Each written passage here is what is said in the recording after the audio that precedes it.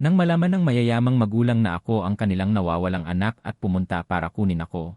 Hindi ako nag-atubiling tumanggi dahil nakatali ako sa isang sistemang super balikpuhunan sa paggastos, basta't gumastos ako ng pera, agad akong kikita ng pera. Para sa nagpapanggap na nakababatang anak, na interesado sa pagiging anak ng pamilya Xu, ipinapakita ko na hindi ako interesado. Kaya naman, nang humarap ako sa kapatid kong si Xuxian na gustong kumilala sa akin, hindi ko siya pinagbigyan. Sa halip na magpakita ng labis na kagalakan, kalmado akong pumayag na sumailalim sa paternity test kasama siya. Sa labas ng laboratorio, naghihintay na si Xu Guangzheng nang makita niya ako. May bahid ng pagkabigla sa mga mata ni Xu Guangzheng dahil sobrang magkamukha kami. Hello, ako si Xu Guangzheng, ako ang iyong i. Ang tatlong salitang uncle, hello, ang pumigil sa mga susunod na sasabihin ni Xu Guangzheng. Para sa unang test, buhok na lang ang gamitin. Ayokong kunan ng dugo, lalong ayokong tusukin ang lalamunan ko. Kaya pinili kong magbigay ng buhok. Hindi nag-alala si Xu Guangzheng kahit ano raw ang piliin ko. Mabilis ang mga kilos ng doktor, hindi nagtagal ay natapos niya ang pagkuha ng buhok, inilagay ang sample, at saka nagsalita. Ang resulta ng test ay lalabas sa loob ng kalahating oras. Pakihintay na lang. Okay, nakipag-cooperate na ako. Nakipag-cooperate na ako sa paternity test. Aalis na ako. Gusto ko lang umuwi ngayon. Para humiga sa sarili kong kama at matulog ng mahimbing. Tiningnan ni Xu Guangzheng ang likod ko habang paalis ako, gustong may sabihin. Ngunit hinarang siya ni Xuxian. Dad, medyo hindi pa sanay si Nianbay sa atin. Isipin niyo na lang na bata pa siya. Antayin na lang natin ang resulta ng paternity test. Para kay Xuxian, basta't ang resulta ng paternity test ay magpapatunay na kadugo ako ng pamilya Xu, babalik din ako sa pamilya Xu. Dahil ang kayang ibigay ng pamilya Xu sa akin ay mga resources na hindi ko kayang kitain sa buong buhay ko. Huwag mo munang sabihin sa mama mo at sa kapatid mo ang tungkol dito. Antayin muna natin ang resulta. Ang asawa niya ay parang mata na nagbabantay kay Qian. Kapag nalaman niyang hindi pala tunay na anak si Xu Qian, hindi ko alam kung ano ang mangyayari sa kanya. Isa pa, si Qian ay inalagaan nila sa loob ng 21 taon. Malalim ang kanilang relasyon, hindi basta-basta kayang bitawan. Sana lang, kapag bumalik ako sa pamilya Xu, magkasundo ang dalawang magkapatid. Maganda ang iniisip ni Xu Guangzheng, pero hindi niya naisip. Kung gusto ko bang bumalik sa pamilya Xu at kung gusto rin ni Xu Qian na magkasundo kami. Kasabay nito, pagkalabas ko ng ospital, sumakay agad ako ng taxi pabalik sa inuupahan kong apartment. Tinawagan ko ang aking landlady para ipaalam na hindi na ako magre-renew ng kontrata sa susunod na buwan at pagkatapos ay dumiretso ako sa kusina. Nagsimula akong magluto ng hapunan dahil kailangan kong pumasok sa trabaho kinabukasan. Maaga akong naghilamos at natulog. Walang panaginip buong gabi. Madaling araw, alas 6, nagising ako dahil sa abiso ng sistema. Hinihiling sa host na gastusin ang 4 na milyong yuan bago magnegatibo 12 ng hating gabi. Gantimpala sa misyon, i-unlock. Pagkatapos tanggapin ang misyon.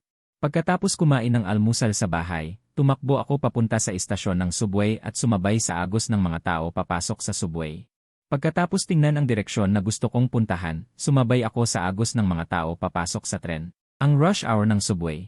Ang pagsisiksikan sa subway ay naging karaniwang pangyayari. Pakiramdam ko ay para akong naging isang pancake. Pagkalabas ko ng istasyon ng subway, sa wakas ay nakahinga ako ng maluwag. Bahagyang nagpahinga ang aking katawan at naglakad papunta sa tuktok na gusali kung saan naroroon ang kumpanya. Pumila ako para sumakay sa elevator papunta sa ika-20 palapag. Nag-time in ako para simulan ang isang araw ng trabaho. Pagkaupo ko sa aking workstation, ang pangkalahatang tagapamahala ng kumpanya ay lumitaw sa pintuan ng departamento. Su Nianbay, pumunta ka sa aking opisina. Tumingin ako kay Liying sa tabi ko na may nagtatakang mukha. Anong nangyari? Kumindat sa akin si Liying. Naguguluhan ako. Bagaman puno ng tanong dahil tinawag ako ng pangkalahatang tagapamahala. Hindi ako maaaring hindi pumunta. Pagdating ko sa pintuan ng opisina ng pangkalahatang tagapamahala, itinaas ko ang aking kamay para kumatok. Pasok. Pagbukas ko ng pinto, nakita ko lang si Xuxian na nakaupo sa opisina ng pangkalahatang tagapamahala. Wala roon ang pangkalahatang tagapamahala. Hindi ko na kailangang mag-isip pa. Alam kong si Xuxian ang nagpasabi sa pangkalahatang tagapamahala na tawagin ako. Ibinato niya sa akin ang isang folder. Alam ko na sa loob nito ay ang end paternity test report namin ni Vice President Su. Kinuha ko ang folder sa mesa. Pagbukas ko ng mga laman nito, agad kong natuklasan na ang posibilidad ng relasyon ng dugo ng ama at anak ay umaabot sa 79.9%. Alam ko na ang resulta, pero sinabi ko na rin, ayokong bumalik sa pamilya Xu. Para sa akin, masaya ako sa buhay ko ngayon. Ang biglaan niyong paglitaw ay hindi nakakatuwa para sa akin. Hindi na ako ang naghahangad noon. Kaya ko nang mamuhay ng masaya ng mag-isa. Hindi alam ni Xuxing yan kung paano ilalarawan ang kanyang nararamdaman. Siyempre, gusto niya akong bumalik sa pamilya Xu para magkaisa ang pamilya. Pero halata namang hindi ko yon iniisip. Ayaw ko pa nga silang kilalanin. Kapatid kita. Ito ay isang hindi mapag-aalinlangan na katotohanan. Ang dugo ng aming pamilya Xu ay hindi maaaring mapunta sa labas. Ipagpalagay ko na hindi ka pa sanay sa iyong bagong pagkatao. Pagkatapos ng isang linggo, umaasa ako na mayayos mo na ang iyong isipan. Sumunod ka sa akin pauwi. Kahit na nag-aalala si Xuxing yan sa aking paghihirap sa loob ng maraming taon. Ngunit siya rin ang tagapagmana ng Xu Group at sanay na sa mataas na lipunan. Sa pagharap sa isang taong may mas malakas na puwersa kaysa sa kanya, ang unang pagkakataon ay pakiramdam niya ay bago, ang pangalawang pagkakataon ay inis. Hindi ako binigyan ni Xuxing yan ng pagkakataong tumanggi. Pagkatapos niyang magsalita, umalis na siya sa opisina ng General Manager. Malapit na rin akong umalis sa opisina ng General Manager. Pagbalik ko sa aking workstation, sa wakas ay natapos na ang araw. Dapat kong magpaalam sa gusali ng kumpanya. Pagkatapos ay dumiretso ako sa Jinsheng Mall sa tapat ng kumpanya, ngunit hindi ako pumunta sa luxury goods floor, dumiretso ako sa food court sa ika-12 palapag. Bago bumili, syempre, kailangan ko munang magpakasawa sa akin tiyan. May pera ako sa bulsa. Nagkaroon ako ng kumpiyansa sa aking paglalakad. Sa huli, pumili ako ng isang restaurant na Chino na mukhang napakainit. Pagkatapos maihain ang pagkain, tulad ng dati, kakainin muna ito ng aking mga kaibigan sa social media. Kumuha ako ng isang set ng mga larawan. Matapos tiyakin na sapat na ito para sa Sham grid post, ibinaba ko ang aking telepono at nagsimulang kumain. Pagkatapos kumain ng hotpot, dumiretso ako sa luxury goods floor. Kahapon, bumili ako ng mga alahas ng Tiffany at isang Hermes na panlalaking bag. Ngayon nagpasya akong magsimulang mamili mula sa ikatlong tindahan. Ang ikatlong tindahan ay ang Cartier Store. Mula sa maraming mga kasamahan, nalaman ko ang kaunti tungkol sa tatak na ito. Ang aking paggasto sa unang tatlong tindahan kahapon. Ang mga salesladi ng Cartier. Narinig na sa kanilang salesladi exchange group. Sa simula ay ikinalungkot nila. Ang low-profile na bilyonaryong ito ay muntik na gumawa ng isang kamangha-manghang paggastos. Bilang resulta, ang pagganap sa tapat ay kamangha-mangha. Hindi ko inaasahan. Dumating na naman siya ngayon. Gaya ng dati, low-profile at misteryoso. Nagdala lamang ng isang market price. 3,000 Hermes na maraming gamit na gintong pulseras. Sinasabing kahapon ay wala pang 10 minuto. Bumili siya ng 2 relo na nagkakahalaga ng halos 1 milyon. Hello sir. Ako si Xiao King mula sa Cartier counter. Maligayang pagdating. Tumango ako. Hindi ko siya hinayaang magpakilala. Sa halip tumingin ako sa aking sarili. Ang panlalaking bag na ito. Mukhang okay. Tingnan ko. Mas gusto ko ang simple at eleganteng disenyo. Hindi ko gusto ang malalaking logo. Medyo nadismaya si Xiao King sa kanyang puso. Ang bag na ito ay wala pang 10,000 yuan. Ngunit pagkatapos ng nangyari kahapon, alam niya na mayaman ako. Kaya't kinuha niya ang display mula sa counter at sinubukan ito sa akin. Ang ganda ng mata mo. Ang eleganteng mini bag na ito ay gawa sa pinong materyales na calfskin. Ang chain ay maaaring tanggalin. Maganda rin itong isuot sa'yo. Bagay na bagay sa'yo. Ibalot mo na. Pati ang singsing na ito, kunin mo rin. Maliban sa bag na panlalaki, may nagustuhan din akong singsing na rose gold na may brilyante. Ang presyo ay 440,000 dagdag ang bag na isa 0,000. Ang kabuuan ay 450,000. Presyo 440,000 dagdag ang bag.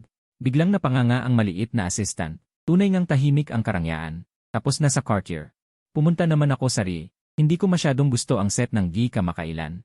Pero nagustuhan ko ang square bag na may gintong bola sa tindahan. Napaka-design. Buti na lang at may isa na lang na natira sa tindahan at nakuha ko. Pero sa bilis kong gumastos, hindi ako nahirapan. Kaya naisipan ko na gamitin sa mga produkto sa balat. Dahil mayaman na ako, dapat maging elegante ako. Nagsimula akong maghanap ng mga panlalaking produkto sa balat sa mall at bumili ng ilan. Ilang sikat na brand ng mga set ng produkto sa balat at ilang maskara. Balak kong gamitin muna para magkumpara. Sa susunod, malalaman ko na kung saan ako bibili. Katatapos ko lang mag-shopping, tumunog ang cellphone ko. Pagtingin ko, ay unknown number. Pusang loob kong sinagot. Ang daming scam ngayon. Kaya mas mabuting huwag sagutin ang mga unknown number. Sa sandaling iyon, nag-prompt ang system na tapos na ang mission sa paggastos.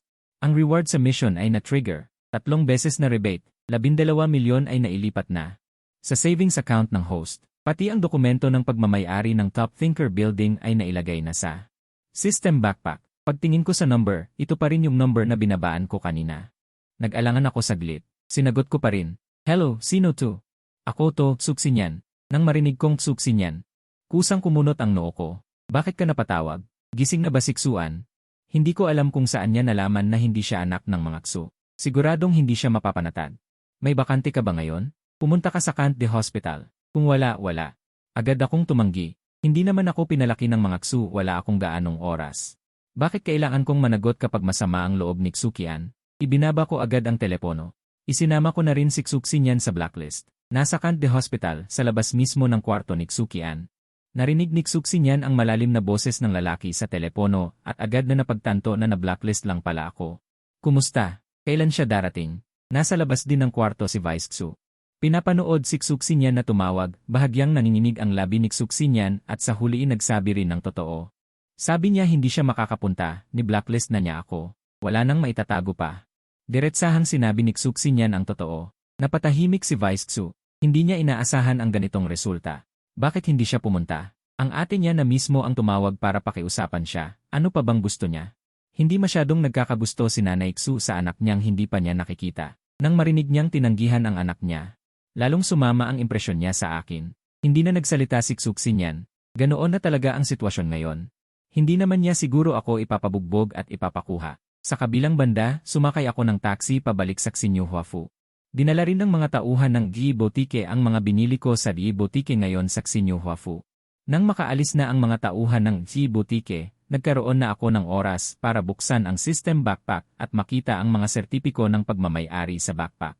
Pagkatapos kong basahin ang mga sertipiko ng pagmamay-ari, ibinalik ko silang lahat sa system backpack. Tapos, sinimulan kong ayusin ang mga gamit na binili ko nitong mga nakaraang araw. Pinagbukod-bukod ko sila. Ang dapat sa kusina, sa kusina. Ang dapat sa walk-in closet sa kwarto, dinala ko sa walk-in closet. Alas negatibo, 6 ng umaga, bigla akong nagising sa tunog ng system task. Dumilat ako at tiningnan ang screen ng cellphone. Nang makita ko ang consumer task ngayon, dumilim ang paningin ko. Kinakailangan ng task na gastusin ng host ang 6 na milyon bago mag-negatibo 12 ng hating gabi ngayong gabi. Kailangan kumpletuhin ang consumer task sa Jijing Renyi Sibocheng. Reward, I unlock ang Jijing Sibocheng ng 3 henerasyon. Hindi ba't nasa labas ng lungsod ang lugar na yon? Gusto kong kumpletuhin ang consumer task ngayon, kailangan kong mag-absent ngayong araw. Pero nag-absent na ako noong isang araw. Kapag nag-absent ulit ako, baka hindi na ako maintindihan ng supervisor. Huwag ko na munang isipin. Papasok ako sa trabaho sa umaga, titingnan ko na lang ang sitwasyon sa hapon. Bumangon ako sa kama, nagmadaling magsipilyo, maghilamos at magbihis. Dahil sa Xinyu Huafu ako nakatira ngayon. Sumakay ako ng taxi papunta sa Dingxi Building. Pagpasok ko sa lobby, narinig ko ang isang napaka-exit na tinig na sumigaw. At papalapit ng papalapit ang mga yabag. Young Master Su, hindi ba? Hindi ba't siya si Wang Dafu, ang Property General Manager ng Dingxi Building? Si Wang Dafu, na nagdadala ng kanyang halos 3 buwang tiyan, ay clumsy na tumatakbo. Mabilis siyang lumapit sa akin. Sinilip ko ang iyong mga mata at tahimik na naalala. Mukhang ako na ngayon ang nag-iisang seryoso sa Dingxi Building. Ipaliwanag nito kung bakit ako hinahanap ni Wang Dafu. Magandang umaga, Manager Wang. May mahalaga ka bang bagay na sasabihin sa akin? Ang kakayahang magmasid ng mga salita at kilos ay mahalaga para kay Wang Dafu upang maabot ang posisyon ng property manager. Kailangan mong maunawaan ang aking intensyon. Hindi mo gustong ibunyag ang iyong pagkakakilanlan. Ang mababang loob na maliit na laro ng mga mayayaman, naiintindihan niya. Ito ay tungkol sa pagtuturo ko sa aking pamangkin. Noong nakaraan, humingi ako ng tulong kay Young Master Su upang itanong kung may mga kaklase na gustong magtrabaho bilang tutor. Kumusta na? Binigyan ko si Wang Dafu ng isang nakakaunawa na tingin.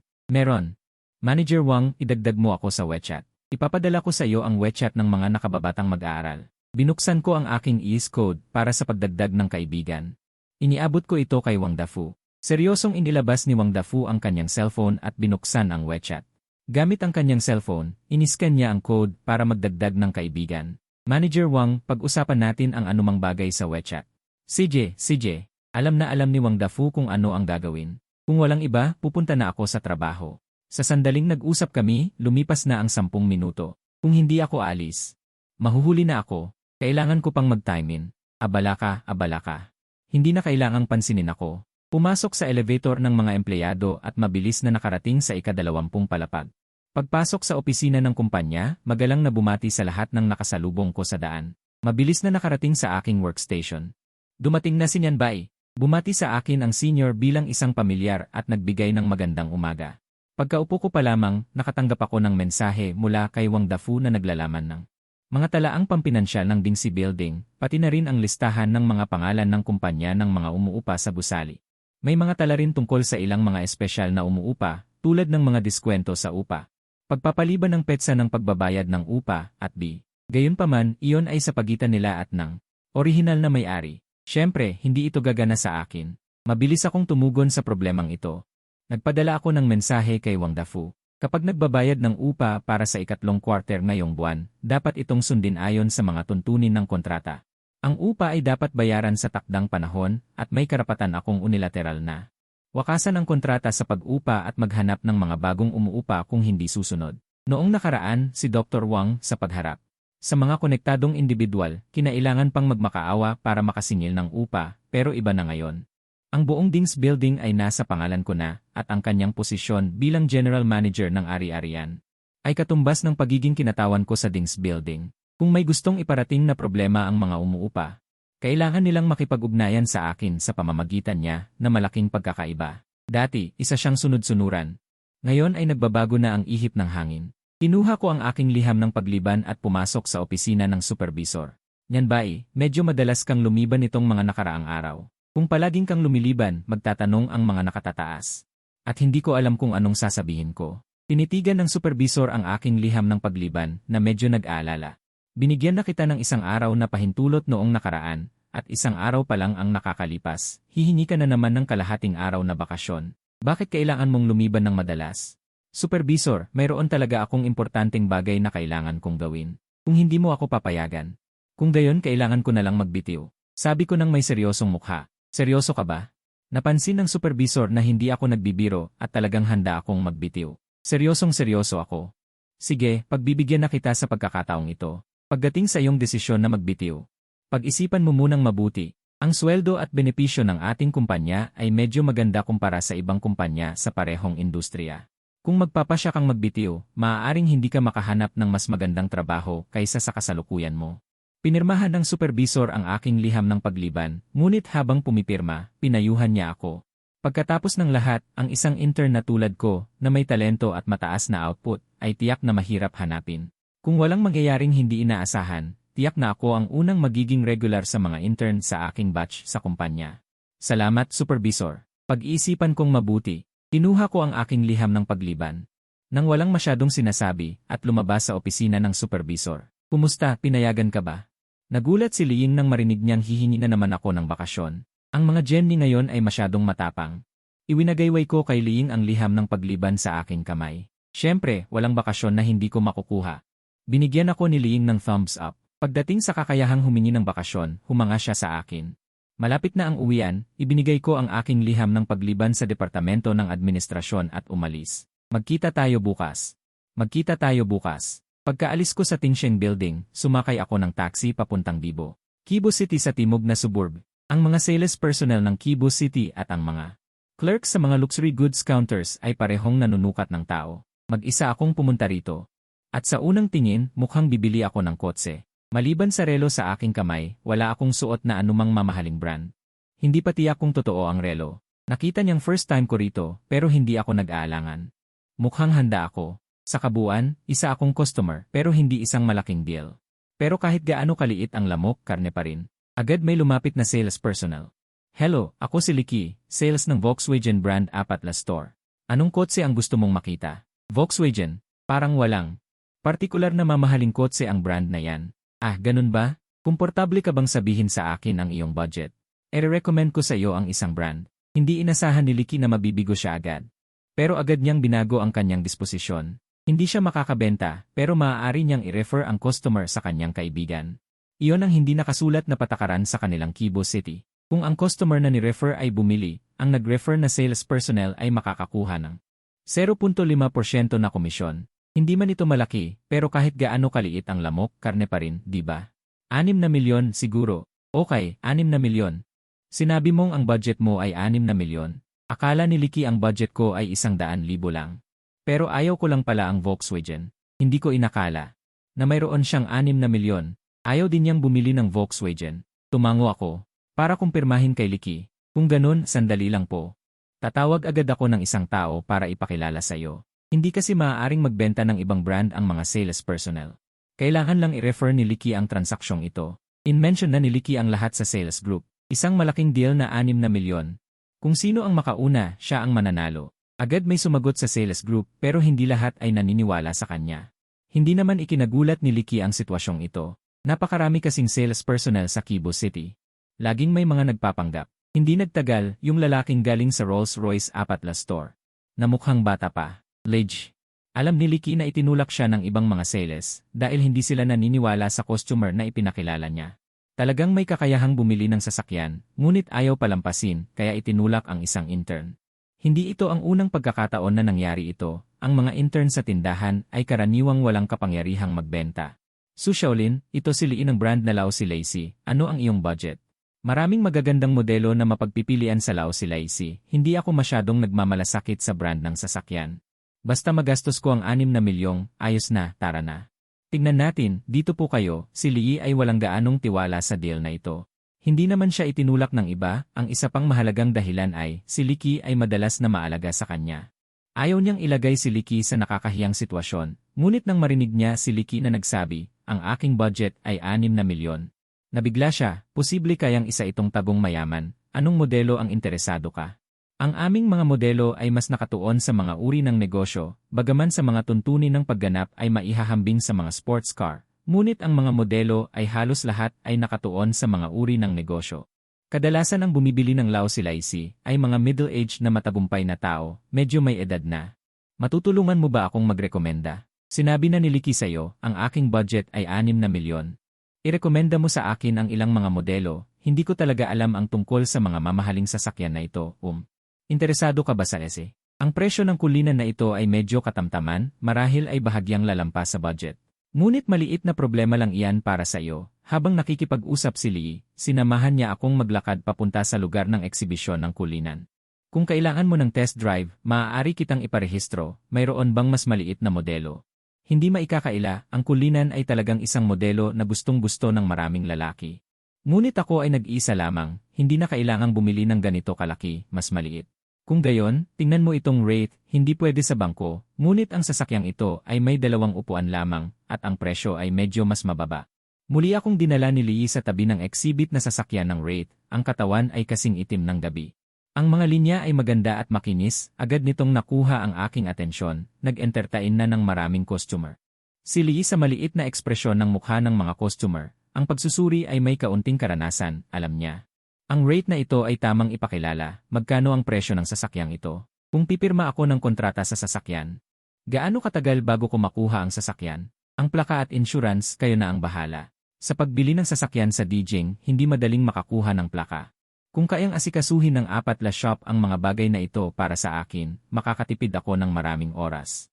Ang presyo kapag nailabas na sa kalsada ay depende sa configuration na pipiliin mo, lahat ng papeles ay maaari naming asikasuhin. Ang mga sasakyan namin ay ginagawa batay sa order. Ang pinakamaikling ay maaaring tumagal ng kalahating buwan, wala kaming magagawa tungkol doon. Nang marinig ko ang sinabi ni Lee, tumango ako at sinabing, sige, ipag-order mo ako. Buong bayad, natigilan si Lee sa pagiging direkta ko. Ngunit agad din siyang bumalik sa dati, sige, ihahanda ko na ang kontrata. Magpahinga muna kayo rito, dinala ako ni Lee sa loob ng tindahan, kinuha ko ang maligambam na tubig sa mesa at sumipsip. Kung ikaw ang tumanggap sa kanya, kanino mapupunta ang komisyon sa benta na yon? Isang tingin ko pa lang, alam ko na ang ganitong kagarapal na paraan ng pang-aagaw ng customer, ganoon ba? Hindi ka maaaring paglingkuran ni Little Lee pansamantala dahil sa personal na kadahilanan, kaya ang anumang kahihinatnan ay personal na pananagutan ni Little Lee. Kahit hindi niya sinabi ng direkta, alam na ng lahat. Ayos lang, hindi ako nagmamadali, makakapaghintay ako kahit kaunti. Ang mga salesman na ito, hindi kikilos hanggat walang nakikitang resulta. Kapag may pera, mas mabilis pa sila sa iba. Hindi ko pakikialaman kung paano ito inaasikaso ng iba, pero ayokong magbigay ng komisyon sa mga taong ganyan. Siyempre, karangalan ni Little Lee na handa kang maghintay, wala akong reklamo. Tahimik lang akong nakatingin kay Wang Jayan, kinakabahan na siya sa akin, pero para sa komisyon. Gusto pa rin niyang sumubok, tignan mo, bilang isang veteranong empleyado. Mas malaki ang discount na maibibigay ko kumpara kay Little Lee, diretsong abot ng kontrata, walang epekto. Kung gayon ay babaguhin niya ang kanyang diskarte, hindi siya naniniwala na may taong tatanggi sa discount. Sa presyong ilang milyon, kahit 0.1 lang ang discount, malaki na ang matitipid. Kung ibang tao siguro pumayag na, pero malas niya at napunta siya sa taong gustong gumastos lang ng pera. Salamat, pero hindi ko kailangan. Nakakatawa, sa wakas ay nakakita ng sasakyan na may tamang presyo. Kung bibigyan pa ako ng discount, para na rin akong binigyan ng dagdag na gastusin. Nadagdagan ang kakayahan. Mariin akong tumanggi, matapos ang mahabang paghihintay. Sa wakas, bumalik si Lee na may dalang kontrata. Hindi ko alam kung gaano katagal siyang tumakbo, pawis na pawis. Pasensya na, Ginoong Su. Hinanap ako ng manager kanina lang. Nag-usap kami tungkol sa trabaho. Pasensya na kung pinaghintay kita ng matagal. Medyo nahihiya si Lee. Pangunahin na tinawag siya ng boss. Hindi rin niya maaaring tanggihan. Ngunit, nang makita si Wang Jian na nakatayo sa tabi ko, mukhang ang mukha ni Lee ay medyo hindi maganda. Bakit ka nandito, Kuya Wang? Kahit na nagtanong siya. Ngunit alam ng dalawa kung bakit naroroon si Wang Jian. Hehe, nakita ko lang na masyadong matagal nang naghihintay dito si Ginoong Su. Pumunta ako para tulungan kang aliwin. Ngayong nakabalik ka na, hindi na ako hahadlang dito. Mag-usap kayo, dahil alam kong hindi ako magiging kliyente ko. Wang Jian, ayokong mag-aksaya ng oras dito. Handa na ba ang kontrata? Pirmahan na natin ngayon. Pagkatapos pirmahan ng kontrata, may gagawin pa ako. Hindi ko mauubos ang 6 na milyong pondo. Tinignan ko ulit sa Qiandu ang mga sasakyan na angkop para sa mga lalaki na nagkakahalaga ng mas mababa sa 1 milyon. Nagpasya akong pumunta sa Porsche mamaya para tumingin. Narito ang kontrata. May 3 kopya. Isa sa amin, isa sa'yo. At isa para sa third party na law firm. Tingnan mo, maaari kang magtanong kung mayroon kang mga problema. Kinuha ko ang isa sa mga kontrata at sinimulang basahin. Maaaring iscan ng e-gastos kahit saan ang kontrata para sa host. Kailangan ba? Nang kinuha ko ang kontrata, biglang naalala ko ang boses ng gastos kahit saan. I-scan mo. Ngayon lang din ako nakakakita ng kontrata sa pagbili ng sasakyan. Natatakot din akong maloko. Hindi ko akalain na ang e-gastos kahit saan ay may nakatagong function ng pagtulong sa pag-scan ng kontrata. Labis akong nasiyahan. Pagkatapos ng pag-scan, nakumpirma ko na ang kontrata ay legal at sumusunod. Walang bitad. Maaaring pumirma ang host ng may kumpiyansa. Nang marinig ko ang paalala ng e-gastos kahit saan.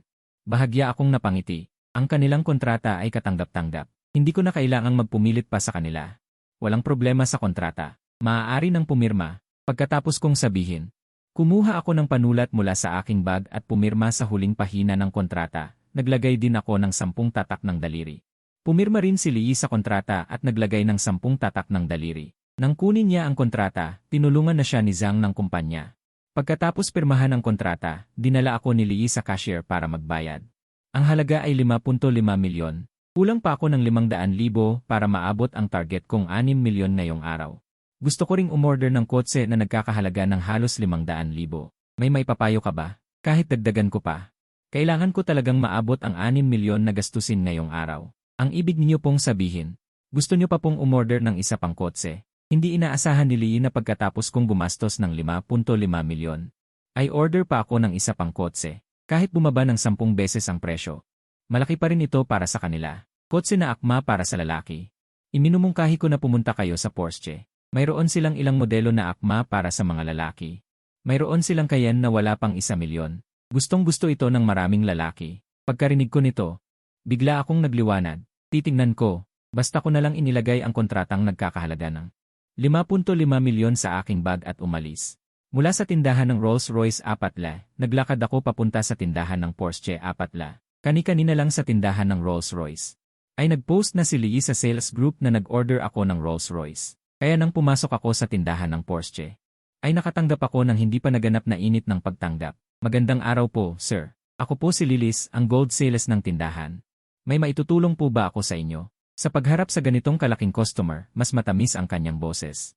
Pagpasok ko sa tindahan ng Porsche, nakita ko ang isang klasikong puti, isang kulay na simple at elegante, sa gitna ng maraming display na sasakyan. Maganda ang kotse na yon. Anong kotse yon? Ang tinutukoy ninyo po ba ay ang Cayenne Classic White? Ito po ang pinakamabenta naming kotse. Gustong-gusto ito ng maraming binata. Gusto ninyo po bang mag-test drive? Maaari ko pong ipa-request para sa inyo ngayon. Nang marinig niya akong magtanong tungkol sa Classic White, alam niya na. Sigurado na ang benta ngayong araw. May dahilan kung bakit gustong-gusto ng maraming lalaki ang Classic White. Hindi na kailangan. Mayroon bang available na unit ng kotse na ito? O katulad doon, kailangan pang mag-pre-order. Nakatira ako ngayon sa Xinyu Huafu. Kailangan ko pa ring magkaroon ng Sasakyan para sa pang-araw-araw na gamit. Sa pamumuhay sa Xinyu Huafu, maging sa pagsakay sa tren o taxi. Nakakaabala nga, palaging matagal maghintay. Ang swerte mo, mayroon agad na available na sasakyan ngayon. Nagpakalat pa kami ng balita. Kung gusto nyo, pwede kong kaagad lapitan ang manager para mag-apply. Para ibigay sa inyo ang sasakyang ito. Dahil malapit nang ma-issue ang order kumpara sa posibleng ma-issue. Naniniwala akong hindi na kailangang sabihin sa manager kung ano ang pipiliin. Ang klasikong puti ay gustong-gusto nga ng mga binata, pero hindi nila masisiguro kung may bibili talaga. Ang sasakyan na matagal nang nakaparada ay may panganib na masira, kaya kailangang maibenta agad ang sasakyan, iyon ang pinakamahalaga. Ayos, sige, mag-apply ka. Titignan ko lang naman sana ang klasikong puti. Ngayong nakita ko na ang totoong sasakyan, gusto ko nga. Dahil mayroon namang available, hindi na ako magdadalawang isip. Kahit sino pa ang paglalaanan nila ng sasakyan, akin na ito ngayon. CJ, maghintay lang kayo rito, babalik ako agad. Lilis, ipagtimpla mo ako ng mainit na tubig. Tapos bilisan mo, hanapin mo ang manager. Sa tagal kong nakaupo, napansin na ako ng maraming tao. May mga nagtataka kung sino ako, may mga nagtataka rin kung kaya ko bang bilhin ang kotse, at may mga babaeng nag-isip. Kung mapapaibig ba nila ako? Pero nang itaas ko ang kamay ko para maglaro ng cellphone. Ang hindi sinasadyang pagpapakita ng pinakamagandang mid-series titanium diamond men's cellphone sa mundo ay nagpakilos sa marami. Ang taong kayang magdala ng cellphone na nagkakahalaga ng 300,000 ay halatang hindi naghihirap. Maya-maya, bumalik si Lilis na tumatakbo, may daladalang mga kontrata. Ginoong Su, pumayag na ang manager na ibenta sa iyo ang klasikong puting Cayenne na ito. Ito ang kontratang inihanda ko kanina. Tingnan mo. Mabilis na iniabot ni Lilis sa akin ang isang kopya ng kontrata. Tinanggap ko ang mga dokumento ng kontrata at pinabayaan ko pa rin ang spend freely system na iscan ang kontrata. Yung plaka at insurance, kayo na ang bahala. Huwag kayong mag-alala, kami na ang bahala sa lahat. Nagbigay ng katiyakan si Lilis sa akin. Kaya kampante akong pumirma sa kontrata at naglagay ng thumb mark. Tiningnan ni Lilis ang 3 kopya ng kontrata. Pagkatapos niyang masigurong walang problema, sa kanya ako dinala sa counter para magbayad. Inilabas ko ang black gold card na bigay ng system. Iniabot ko sa cashier. Mabilis na nagtagumpay ang pagbabayad. Pero, dahil lumampas sa 6 milyon ang halaga ng transaksyon, gumastos na naman ang system ng 330,000 mula sa savings card ko. Para mapunan ang 880,000 ng klasikong puting Cayenne. Natapos na ang 6 milyong gastusin bago magnegatibo 12 ng hating gabi. Nag-trigger ng 4 na consumer rebate. 24 milyong piso ang naipamahagi sa savings card ng host. Naipamahagi na sa system backpack ang mga sertipiko ng real estate. Pakiusap, abangan ng host ang pagtanggap. Nang marinig ko ang tunog ng pagkumpleto ng misyon, bahagya akong nagbukas ng bibig. Talagang mas nagiging bukas palad ang system ngayon. Dahil sa rebate sa pagkonsumo, ang aking bank account ay malapit nang magkaroon ng 100 milyon na deposito. Huwag nang banggitin na hindi pa nakokolekta ang upa ng Tingshi Building ngayong buwan. Kung matagumpay na dumating ang upa, siguro basta 1,000 piso ay ayos na. At itong Kibu City, ayon sa system, ang pagmamay-ari ko ay ang buong Kibu City, ang lahat ng pag-aari. Ibig sabihin, mayroon na naman akong upa na makokolekta. Ang ideya ng hindi pagpasok sa trabaho ay umabot sa kanyang pinakamataas na punto sa sandaling ito. Pagproseso ng mga kaugnay na pormalidad, tinatayang aabuti ng 1 oras. Gusto nyo bang maghintay dito o bumalik pagkatapos ng 1 oras? O kaya'y mag-iwan kayo ng contact number, tatawagan ko na lang kayo kapag tapos na ang pagproseso. Matamis ang ngiti ni Lilith at napakatamis din ng kanyang boses nang sabihin niya sa akin. Ayos lang.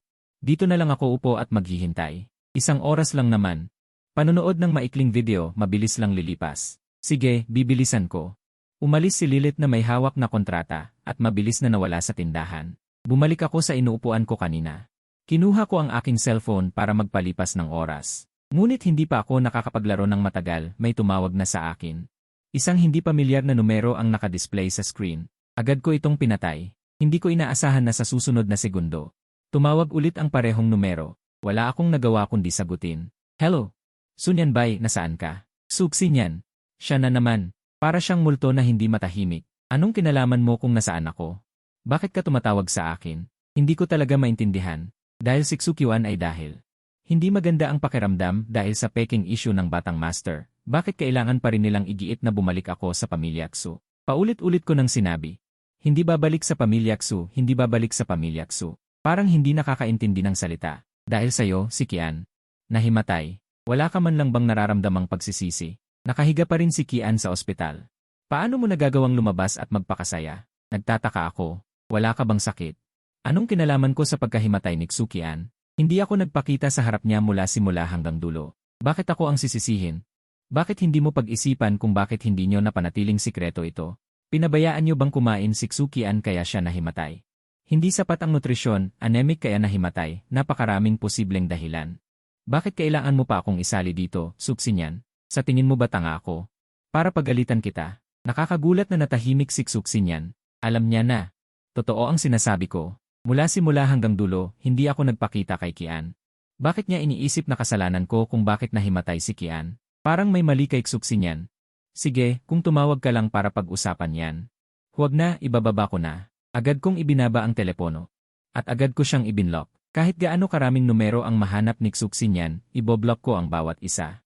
Tignan natin kung sino ang mas maraming maiboblock na numero o kung sino ang mas maraming mahahanap na numero. Palakpakan. Pagkababa ko ng telepono, may pumalakpak ng malakas sa tabi ko. Agad akong lumingon sa pinanggalingan ng tunog. Nakita ko ang isang babaeng nakasuot ng matingkad na damit na nakangiting nakatingin sa akin. Lumapit siya sa akin. 3 hakbang ang ginawa niya sa 2. Umupo siya sa harap ko. Yan ba'y, napakagandang pakinggan. Narinig ko ang matatag mong pananalita kanina, napakaganda. Gusto kitang makilala. Napaiiling ako. Miss, bakit ang ganda ng focus mo? Hindi bale ang maraming taong karanasan sa pakikipaglaban. Isa akong ulila. Kung wala akong kakayahang manindigan, hindi ako lalaki ng ganito. Bibili ka ba ng sasakyan dito? Sa tingin mo, tumawa si Liu Qingqing. Parang nagtanong ako ng isang tangang tanong. Nakapili ka na ba ng sasakyan? Kung hindi ka pa nakakapili, pwede kitang payuhan. Hindi sa pagmamayabang, pero marami akong alam tungkol sa mga sasakyan.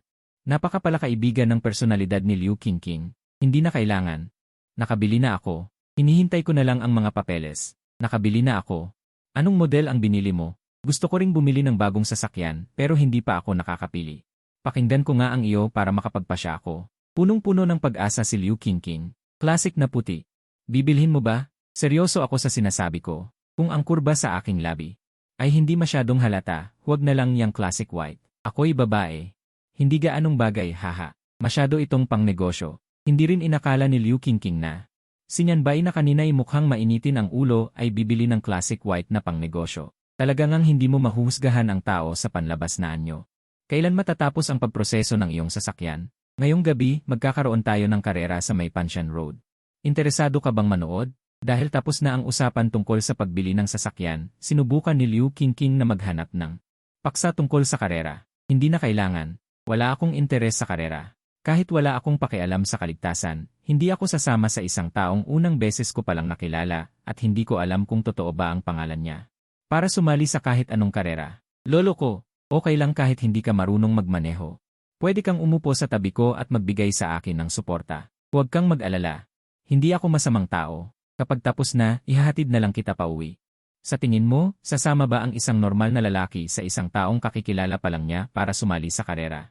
Diretso akong magsalita. Hindi alam ni Liu Qingqing kung ano ang sasabihin. Bigla. Parang nakita niyang may punto ako. Paano nangyari yon? Sa tanang buhay niya. Ngayon lang tumanggi ng ganoon kay Liu Qingqing ang isang lalaki. Bigla siyang mas naging interesado sa akin. Sige, naiintindihan ko ang iyong mga alalahanin, ngunit pagkikita'y tadhana. Kung hindi ka sasali sa karera, pwede bang magpa-add sa WeChat? Kinuha ni Liu Qingqing ang kanyang cellphone. Binuksan ang kanyang personal na git code at iniabot sa akin. Ayokong makipag-usap ng matagal sa kanya. Kinuha ko ang aking cellphone para iscan ang code at magpa-add bilang kaibigan. Okay na. Nang makita ni Liu Qingqing ang friend request sa WeChat na may pangalang Yanbay, masaya siyang nag-click ng i-accept. Titignan ko na ang sasakyan. Paalam na. Sana pumayag kang sumama sa akin para sumali sa karera. Halos araw-araw ay may karera. Ilang araw lang ang pagitan at may mag-organisa na. Ang mahalaga ay ang kaba. Umiti ako ng pilit. Magkaiba ang mundo namin. Halos wala ng posibilidad na magkita pa kami. Naghintay ako sa lounge ng halos 40 minuto. Bumalik si Lilith na tumatakbo ng maliit suot ang kanyang matataas na takong. Su, ayos na ang iyong plaka at lahat ng papeles sa pagbili. Kung mayroon kang lisensya, handa na itong gamitin. Ito ang susi ng sasakyan at ang mga kaugnay na resibo. Kunin mo. Inabot ni Lilith ang susi ng sasakyan at ang ekstrang susi sa akin, saka inabot ang isang folder.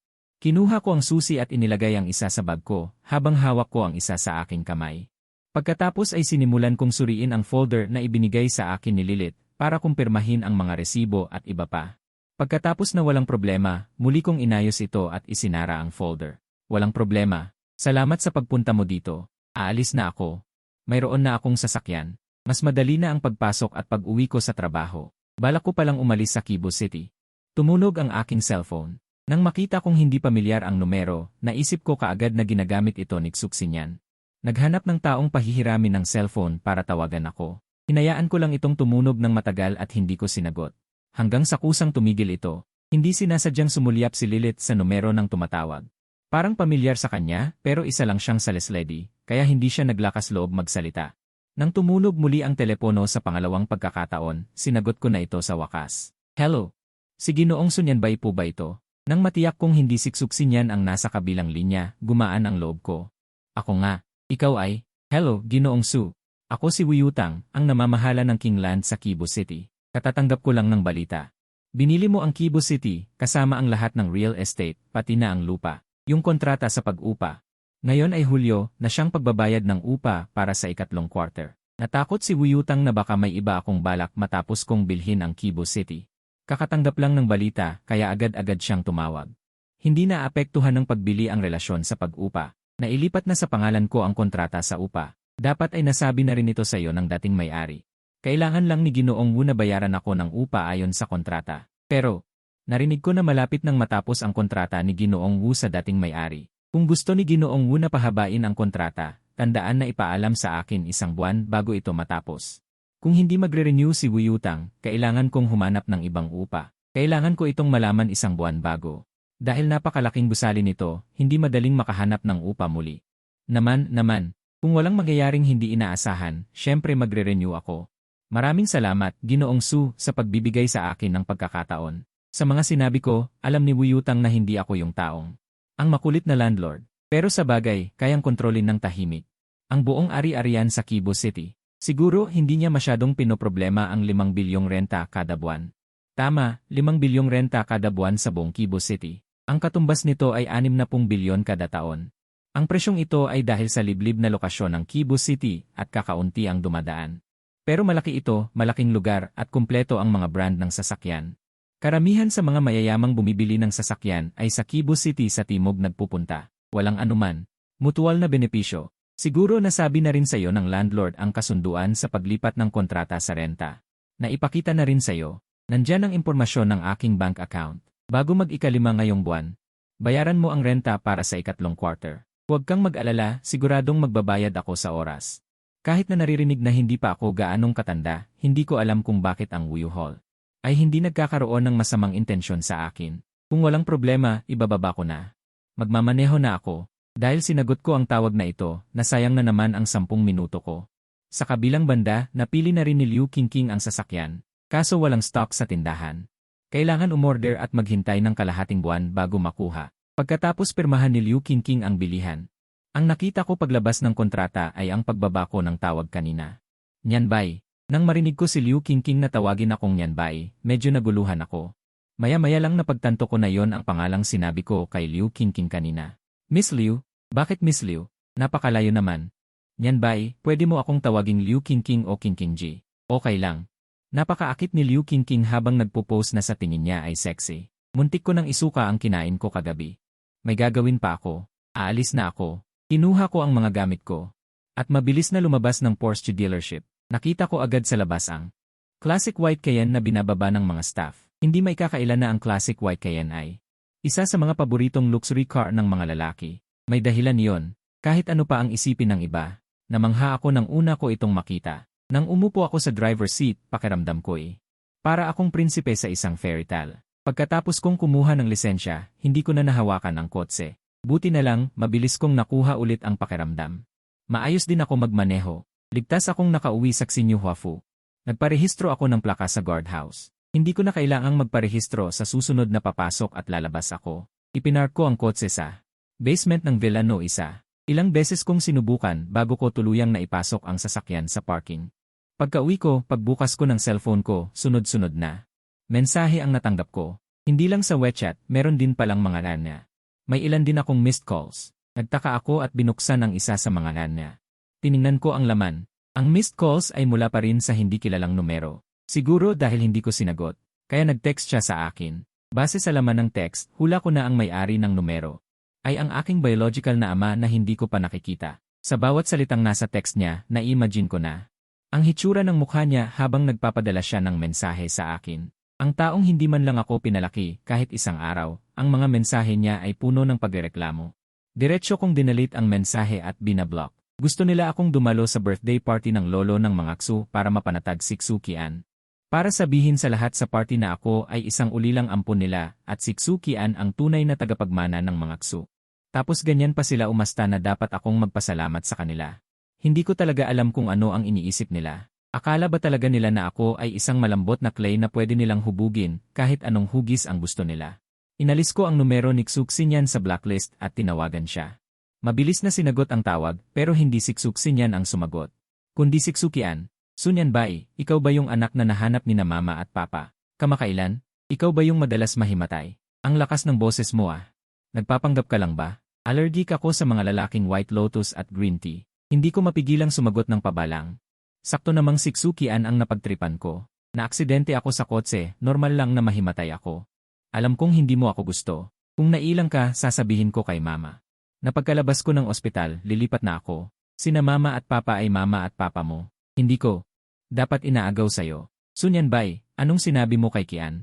Bakit gusto niyang lumipat? Bilang kuya, dapat mas maintindihan mo ang kapatid mo imbes na magselos. Gustong siyang palayasin sa pamilya Ksu. Ang alam lang nila ay si Ksukian ay isang malaking sanggol at malungkot na sinasabing lilipat na siya sa labas ng pamilya Ksu. At ang cellphone na hawak niya, ako sa kabilang linya, ay siyempre ang naging dahilan ng lahat ng ito. Wala akong masabi. Nakakabaliw ito. Tumahimik ka. Tumawag ako para sabihin mo sa akin. Huwag mo akong tawagan. Huwag kang mag-text. Nakakainis. Hindi ako pupunta sa birthday party ng pamilya Ksu. Pakiusap, huwag na kayong bumalik sa akin. Para kay Ksukian, kapatid mo siya, hindi ko kapatid. Pagkatapos kong sabihin yon, agad kong ibinaba ang telepono at ibinalik sa blacklist. Nang magtatangka pang magsalita si Ksukian, napansin niyang ibinaba na ang telepono. Nang tangkain niyang tumawag ulit, hindi na niya makontak. Dahil sa karanasan niya dati, alam ni Ksukian na malamang na ibinacklist na naman ako nito. Kuya, siya. Nang ibaba ni Ksukian ang telepono, nahihiyang tumingin si Ksukian kay Ksukian. Punong-puno ng luha ang kanyang mga mata. Hindi lang ito tumutulo, na lalong nagpapamukha sa kanyang kaawa-awa. Magpagaling ka. Huwag ka nang mag-alala sa iba pa. Sumimangot si Ksukian. Halata sa kanyang mukha ang pagod. Sa mga panahong ito, abala siya sa mga bagay-bagay ng pamilya Ksu at kailangan pa niyang hanapin si Sunyan Bai. Sa huli, kailangan pa niyang maglaan ng oras upang alalahanin si Ksukian. Halata na ang mga pulang linya sa kanyang mga mata. Ngayon, halata na ang pagkakahati sa pagitan ni Ksukian at Sunyan Bai. Nakaramdam ng pagod si Ksukian sa kanyang puso. Dahil ba sa akin? Kaya ayaw umuwi ni kuya. Alam ko, hindi ako tunay na anak ni na mama at papa. Inagaw ko ang pwesto ni kuya. Dapat kusang loob kong ibalik ang pwestong ito kay kuya. Habang sinasabi ito ni Ksukian, nagsimula na namang tumulo ang kanyang mga luha. Huwag kang magsalita ng ganyan. Mahigit 20 taon ka nang nakatira sa pamilya namin. Kahit na walang koneksyon ng dugo, malaki na ang ugnayan natin sa isa't isa. Ikaw rin ang panganay na anak ng pamilya Ksu. Kapatid kita, Ksukian. Walang sinuman ang makapagbabago nito. Talagang mabuti si Ksukian kay Ksukian. Kahit na nalaman niyang hindi tunay na kapatid si Ksukian, hindi pa rin nagbago ang kanyang pag-ugali. Ang pinaka nagpapahirap sa kanya ay ayaw umuwi ni kuya sa pamilya Ksu. Ngunit si kuya, may sariling paraan si ate tungkol kay Sunyan Bai. Ang kailangan mo lang gawin ay magpagaling. Ito ang binili kong hapunan mula sa King Jin Pavilion. Kainin mo habang mainit pa. May meeting pa si ate. Mauna na ako. Itinaas ni Ksukian ang mesa sa kama at inilagay ang dermos sa mesa. Nakatitig kay Ksukian, 2 pangungusap lang at aalis na. Narinig ni Ksukian ang tungkol sa hapunan sa King Jin Pavilion, biglang nagliwanag ang kanyang mga mata. Ngunit nang marinig niya kay Ksukian na may meeting, may bahid ng pagkadismaya sa kanyang mga mata, ngunit naitago niya ito ng mahusay. Sige, salamat ate. Ang galing mo talaga ate. Binuksan ni Ksukian ang kanyang inumin at inilabas ang ilang patong ng pagkain, pinapanood ang likod ni Ksukian na papalayo. Sa sumunod na segundo, ibinaba niya ang kanyang chopsticks, ni isang subo ay hindi niya kinain. Nag-anunsyo ang sistema ng misyon. Hinihiling sa host na gumastos ng hindi bababa sa 100 milyong yuan sa charity auction ngayong gabi sa Lushi, walang limitasyon sa pinakamataas. Gantimpala sa misyon, maghihintay na i-unlock. Imbitasyon sa auction. Naipadala na sa backpack ng sistema, mangyaring tingnan ng host. Muli, 6:00 ng umaga. Nagising ako sa paalala ng sistema tungkol sa misyon. Nang makita ko ang halaga ng gastusin, nagulat ako at halos lumuwa ang mga mata ko. Hindi bababa sa 100 milyong yuan, walang limitasyon sa pinakamataas. Basta gumastos lang. Gusto ba nilang maglaro ng malaki? Pero, nasaan ba ang charity auction na ito sa Lushi? Kinuha ko ang imbitasyon mula sa backpack ng sistema at maingat na nakita ang lokasyon at oras na nakasulat sa maliit na letra na may gold print sa ibabang kaliwang sulok ng imbitasyon. Lokasyon, Jinshin Hotel. Oras, Hulyo 4, alas 8 hanggang alas 10 ng gabi. Ang ganitong auction. Kailangan pa bang magsuot ng suit? Medyo naguguluhan ako. Nitong mga nakaraang araw, panay bili ako ng bili. Parang wala pa akong nabibiling suit. Saka kailangan pang ipasadya ang suit, kailangan ng oras para sukatin at subukan. Parang hindi na ako makakapasok sa trabaho ngayon. Sa sandaling ito, tuluyan na akong nakapagdesisyon na magbitiw sa trabaho. Yamang magbibitiw na ako, hindi na ako pipili ng sadya ng ilang mga damit na matipid. Ang resulta ng pamimili ko nitong mga nakaraang araw ay nagamit sa pagkakataong ito. Nang makapagbihis ako, alas 7:30 na. Kinuha ko ang susi ng Cayenne. At dali-daling pumunta sa underground parking para magmaneho. Kahit medyo natagalan, sa wakas ay nakarating ako sa Bingsi Building ng alas 8:30. Sa pagpasok ko ngayon, hindi lang ang security guard ang masigla sa pagbati sa akin, kahit ang receptionist sa lobby ay nakangiti. Tumango ako bilang pagbati. Muling pagpunta sa ika-20 palapag, iba na ang pananaw ko. Si Ling, nang makita niya ako ngayon na punong-puno ng sigla, nagtataka. Anong gamot ang ininom mo ngayon? Ang sigla mo ngayon, kahit maganda ang benepisyo sa kanilang kumpanya at masaya ang kapaligiran sa trabaho. Pero basta oras na ng trabaho, medyo nanghihina ako, hindi nakainom ng gamot. Ako ang magre-resign. Nakamit ko na ang financial freedom, kaya siguradong magre-resign na ako. Ang kalayaang malapit ko ng matamasa ay nagpapasaya sa akin. Magre-resign ka na? Seryoso ka ba? Hindi inasahan ni Ling na bigla akong magre-resign. Maayos naman ang pakikitungo namin sa isa't isa at wala akong naririnig na may nakaaway ako. Seryoso ako. Susulat na ako ng resignation letter. Umupo ako sa aking pwesto, binuksan ang computer at ang Word document. Nagsimula akong sumulat ng resignation letter. Ipapasa ko sa iyo ang mga trabaho ko dahil hindi naman ganoon karami.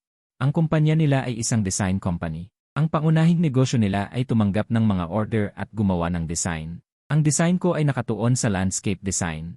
Hindi kaya maganda yon? Ang pagpapasa ng trabaho ay dapat pagkatapos maaprubahan ang iyong resignation letter.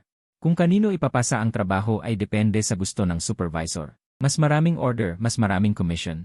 Pero natatakot si Ling na ibigay ko sa kanya ang order. Baka may masabi ang iba. Okay lang kung sa tingin mo ay hindi tama. Tatanungin ko ang supervisor mamaya. Habang nakikipag-usap sa iba, lihim akong sumusulat ng resignation letter. Pagkatapos ng 10 minuto, ipinadala ko ang resignation letter sa supervisor sa pamamagitan ng Word at pagkatapos ay sinimulan kong ayusin ang mga trabaho ko. Ang hindi pa nasisimulan, ang kalahati pa lang ang nagagawa, ang ibinalik ng kliyente para baguhin. Inayos ko silang lahat ayon sa kategorya. Hindi nagtagal, ipinatawag ako ng supervisor sa opisina para makipag-usap. Pinag-isipan kitang mabuti kahapon. Ito ba ang resulta ng pag-iisip mo? Binuksan ng leader ang resignation letter na ipinadala ko sa kanya. Pagkatapos kong pag-isipang mabuti, nagdesisyon pa rin akong mag-resign. Pwede mo bang sabihin ang dahilan? Sa pagkakaalam ko, maayos ang pakikitungo mo sa mga katrabaho mo. Hindi mapag-aalinlanganan ang kakayahan ko. Talagang ayaw ng supervisor na pakawalan ako bilang isang talentado. Dati, tinulungan ko ang isang matandang lalaki. Wala siyang magulang, walang anak. Pagkamatay niya, iniwan niya sa akin ang lahat ng kanyang ari-arian. Nang matanggap ko ang ari-arian, natuklasan ko na kaya kong mabuhay ng walang problema sa buong buhay ko sa pamamagitan ng pangungulekta ng upa. Bigla akong nakatanggap ng malaking halaga ng pera. Kailangan ko ng oras para makapagpahinga. Para hindi maantala ang progreso ng negosyo ng kumpanya, nagpasya akong mag-resign. Supervisor, sa tingin mo ba naniniwala ako sa iyo? Hindi alintana kung naniniwala ang supervisor o hindi. Desidido na akong mag-resign at ako ay isang intern. Hindi ko kailangang maghintay ng 1 buwan para mag-resign. Pagkatapos kong ipasa ang trabaho, pwede na akong umalis. Sinubukan pa rin ng supervisor na pigilan ako, ngunit pagkatapos niya akong makita. Alam ko nang desidido na ako, wala nang magagawa. Sige na, ilipat mo na ang trabaho mo at umalis na agad. Para hindi sumama ang loob ko. Sa wakas, nakahanap ako ng magaling na empleyado, pero hindi pa nagtatagal, nagbitiw na. Nalulungkot ang supervisor ko, ayaw na niya akong makita. Salamat sa supervisor. Napakabuti mo po. Pagkatapos kong mag-turnover ng trabaho, ilibre ko kayo ng merienda. Binigyan ko ang supervisor ng papuri. Sinabi ko ring ililibre ko sila ng merienda. Mag-turnover ka na ng trabaho mo. Masungit na sabi ng supervisor. Dali-dali akong lumabas ng opisina niya at isinarado ko pa ang pinto. Kumusta? Nang makita mo akong lumabas. Agad na lumapit si Liing para magtanong. Ana, tapos na akong mag-turnover ng trabaho. Kukunin ko na lang ang sahod ko sa finance department. Pagkatapos kong sabihin yon, kinuha ko ang mga inayos kong files. Ito ang mga hindi ko pa natapos. Nakalagay sa sticky note ang mga dapat tandaan. Pwede kang pumili. Ang matitira, ipamahagi mo na lang sa iba. Nga pala, ililibre ko kayo ng merienda mamayang hapon. Pakiusap, tulungan mo akong mag-organisa. Mabuti naman ang pakikitungo sa akin dito sa kumpanya, pero intern ako. Mas magaling mag-organisa si Liing na matagal ng empleyado. Sumenya si Liing ng ngili. Huwag kang mag-alala, ayusin ko ito. Agad na pumili si Liing sa mga files na inayos ko. Tapos, sinend niya sa mga kaibigan ko. Pinapili niya ang mga ito. Sa chat ng mga empleyado, nagpadala siya ng menu at sinabing ililibre ko sila. Salamat, Liing. Niyakap ko si Liing. Nga pala, gusto ko talagang itanong, bakit bigla kang nagdesisyong magbitiw? Matagal nang gustong itanong ni Liing ito. Sa wakas, hindi niya napigilan ang sarili niya.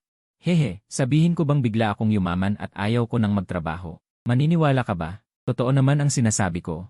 Sayang, walang naniniwala. Tiningnan ako ni Liing na para bang tanga ako. Sabi ko na nga ba, totoo ang sinasabi ko. Ayaw mong maniwala. Gahaman akong tiningnan kung ano ang inorder nila at isa-isa ko ring inorder ang mga yon. Kinuha ko ang aking cellphone at binuksan ang isang API. Nagsimula akong mag-order batay sa mga pangalan sa listahan. Bakit mo naisipang magpamerienda? Sa dami ng inorder mo, wala nang matitira sa sweldo mo noong nakaraang buwan, di ba? Talagang hindi maintindihan ni Liing. Dati akong napakatipid, bakit bigla akong naging ganito kagastos? Para bang basura lang ang pera? Sabi nila bigla akong yumaman. Ipinagmalaki ko kay Liing ang relo kong Rolex na kulay berde. Maganda ang relo mo, anong brand? Titignan ko rin sa susunod. Malinaw na hindi nakuha ni Liing ang gusto kong iparating. Binili ko ito sa Jinsheng Mall sa tapat ng kumpanya natin. Rolex pala. Sa Jinsheng Mall sa tapat. Samahan mo ako mamaya pagkatapos ng trabaho. Naintindihan ni Liing sa huling bahagi ng kanyang sinabi kung ano ang Jinsheng Mall na sinasabi ko. Halos mapalunok siya ng laway. Jinsheng Mall. Sa tingin ko, hindi siya karapat-dapat pumasok doon. Sinimulan ng suriin ni Liing ang aking hitsura. Ang suot ko ngayon ay Elisette at Nike sapatos. Ang relo ko ay Rolex at may suot din akong Tiffany bracelet. Kung hindi siya nagkakamali. Ang bag ko ay Hermes, tama. Kaya totoo rin ang bag ko ngayon. Halos hindi makapaniwala si Liing sa aking suot ngayon. Ang suot ko ngayon ay katumbas ng isang bahay sa isang probinsya. Hindi makapaniwala ang kaibigan ko. Sabi ko nga bigla akong yumaman, hindi ka ba naniniwala? Naniniwala ako. Maniniwala ako sa lahat ng sasabihin mo. Mas maganda ang buhay ni Liing kaysa sa akin noon. Ngunit hindi niya kayang bumili ng mga mamahaling gamit. Nagdadalawang isip siyang gumastos ng libo-libong piso para sa isang peres ng sapatos.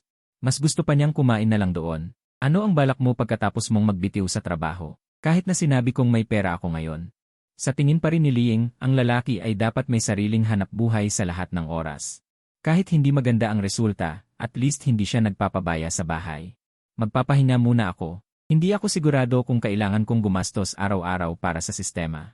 Kailangan ko pang obserbahan. Ipinamahagi ko ang lahat ng order sa aking kamay. Pagkatapos ihatid ng delivery man ang kanilang mga merienda, nagpaalam na ako at umalis sa kumpanya. Pagkaalis ko sa Top Think Building, pumunta ulit ako sa Jinsheng Mall. Naalala ko na nakita ko ang isang styling studio noong nakaraang 2 araw. Gaya nga ng inaasahan ko, nakita ko ang isang studio ng pag-aayos sa ikapitong palapag ng Jinsheng Mall. Mukhang maayos at maganda ang disenyo. Pagpasok ko pa lang, namanghana ako sa estilo. Magandang araw po. Maligayang pagdating sa Lilin Perfect Styling Studio. Anong uri ng pagbabago ng hitsura ang gusto ninyo? Ang pananamit ko ngayon ay talagang angkop sa okasyon. Para sa isang mayamang binata, may sumalubong sa akin pagpasok ko. Pupunta ako sa isang charity auction ngayong gabi. Mayroon ba kayong estilista na dalubhasa sa ganitong uri ng estilo? Ang pagkakaroon ng Perfect Styling Studio sa Jinsheng Mall ay nagpapatunay na mayroon itong kakayahan. Meron po. Ang aming estilistang si Tony Lima ay nakagawa na ng maraming katulad nito. Ngunit ang presyo ni Tony Lima ay bahagyang mas mataas kaysa sa ordinaryong estilista. Tiningnan ko ang taong nagsasalita. Ayos lang. May dahilan kung bakit mahal. Hindi problema ang pera. Ngunit sasabihin ko ng maaga, umaasa ako na ang magiging resulta ay sulit sa presyo. Kung hindi, tatanggihan kong magbayad. Siyempre, ang pinahahalagahan namin ay ang aming reputasyon.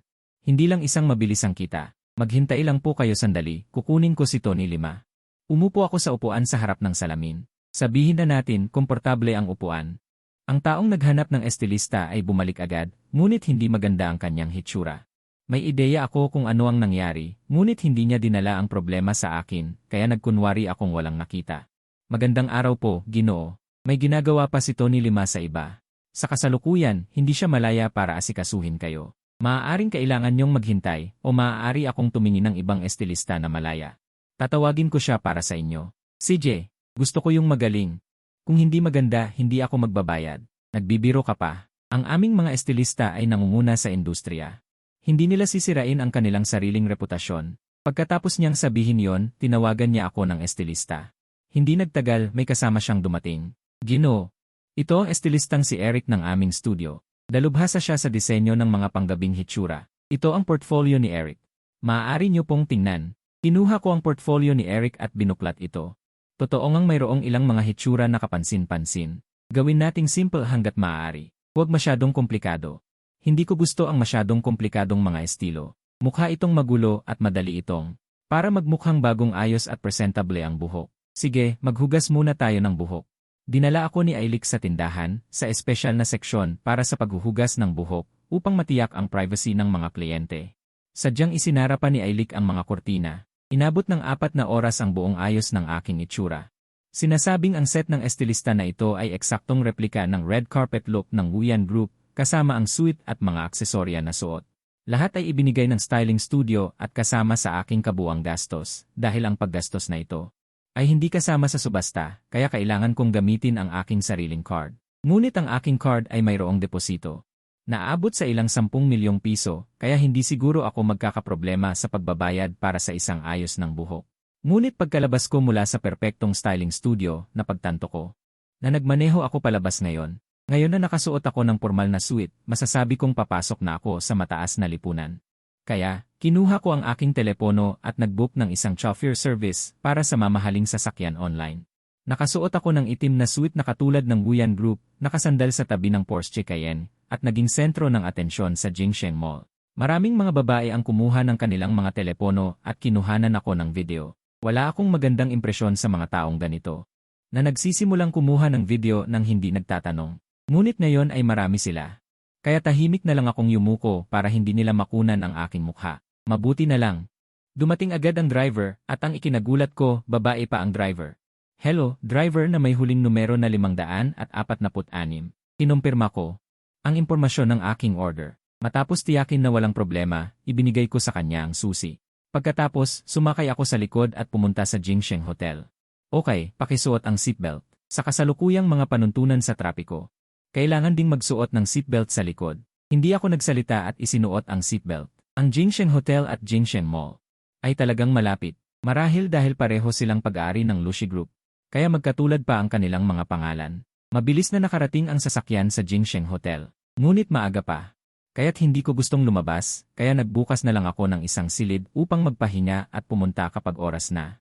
-7:50 ng gabi, dumating ako sa banquet hall ng Jingsheng Hotel. Sa oras na ito, marami ng tao ang nakikita sa auction venue. Ginamit ko ang sikretong bulsa sa loob ng suite. Bilang takip, kinuha ko ang imbitasyon mula sa system backpack at ibinigay ito sa staff sa pintuan na sumusuri ng mga imbitasyon. Nang makita ng staff ang imbitasyon sa lugar na hawak ko, biglang tumigil ang ekspresyon ng mukha niya at agad na nagpakita ng ngiti. Magalang na yumuko at nagbigay galang, magandang gabi, Ginoong Su. Ihahatid ko po kayo sa inyong upuan. Ang charity auction ng lungsod ng Lu ay walang espesyal na mga silid. Ang upuan ng bawat bisita ay nakalaan sa audience area sa unang palapag. Siyempre, ang mga upuan sa pinakaharap ay mas malaki kaysa sa mga nasa likod, at ang mga amenities ay hindi pareho. Inihatid ako ng staff sa pinakaharap kahit na hindi sa gitna. Ngunit hindi rin naman sa pinakalayo. Sa sandaling ito, hindi ko maiwasang mamangha. Sadyang napakahusay ng sistema. Nyan bay. Nagulat ako, hindi ko akalaing makikita ko ulit si Liu Qingqing. Lumingon ako kay Liu Qingqing, hehe. Magandang gabi, binibining Liu. May kasama si Liu Qingqing. Dapat sabihin, si Liu Qingqing ang sumusunod sa ilang tao. Nang marinig kong tinawag ako ni Liu Qingqing, nakatuon sa akin ang atensyon ng lahat. Tingin sila sa akin. Xiao Qing.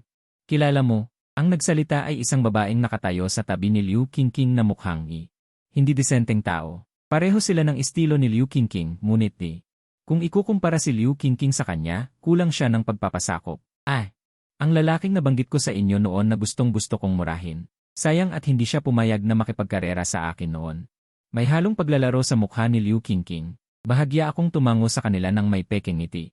Umupo ako sa aking upuan at ang iba nang makita ang upuan ko. Lihim akong tiningnan. Umupo ka rito. Malapit nang magsimula ang auction. Naramdaman kong may umupo sa tabi ko. Automatiko akong tumingala. Isa siya sa mga kasama ni Liu Qingqing na tila siya ang pinuno. Inisyan ko si Luan yon bilang pagbati at saka tumalikod. Sinubukan kong huwag pansinin ang katabi ko. Para ilipat ang atensyon ko, kinuha ko ang ballpen sa mesa sa harap. Sinimulan kong buklatin ang listahan. Noong una, basta na lang ako nagbuklat, ngunit hindi ko inaasahang may nagustuhan ako. Ilang gamit sa subasta ang tahimik kong isinulat sa aking isipan, ang mga gamit na ninanais ko. Pagkatapos ay ibinalik ko ang listahan sa mesa. Nang sumapit ang 8:08, inanunsyo ng host na opisyal nang magsisimula ang subasta. Pagkatapos ay bumaba siya sa entablado at nagpalit ng kasuotan ng taga-subasta.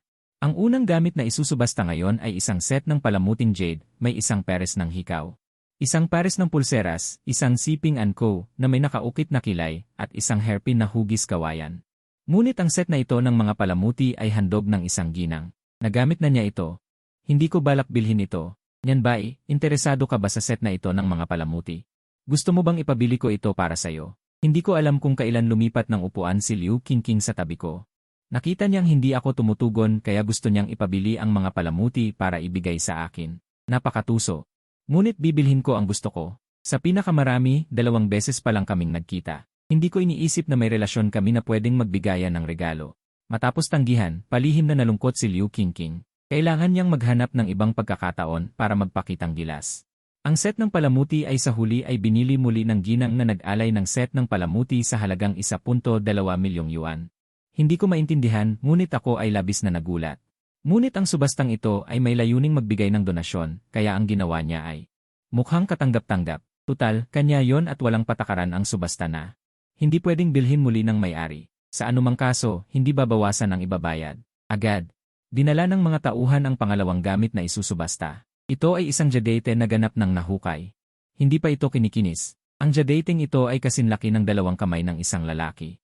Ang buong bato ay may iba't ibang antas ng kulay pula. Sa malayo, mukha itong isang phoenix na muling isinilang mula sa apoy. Agad akong nabighani sa jadating ito. Noong una ko itong nakita sa listahan ng mga gamit na isusubasta. Itinala ko ito bilang isa sa mga target ko. Ngunit iba pa rin ang larawan sa aktual na gamit. Mas nakakabighani ang aktual na gamit.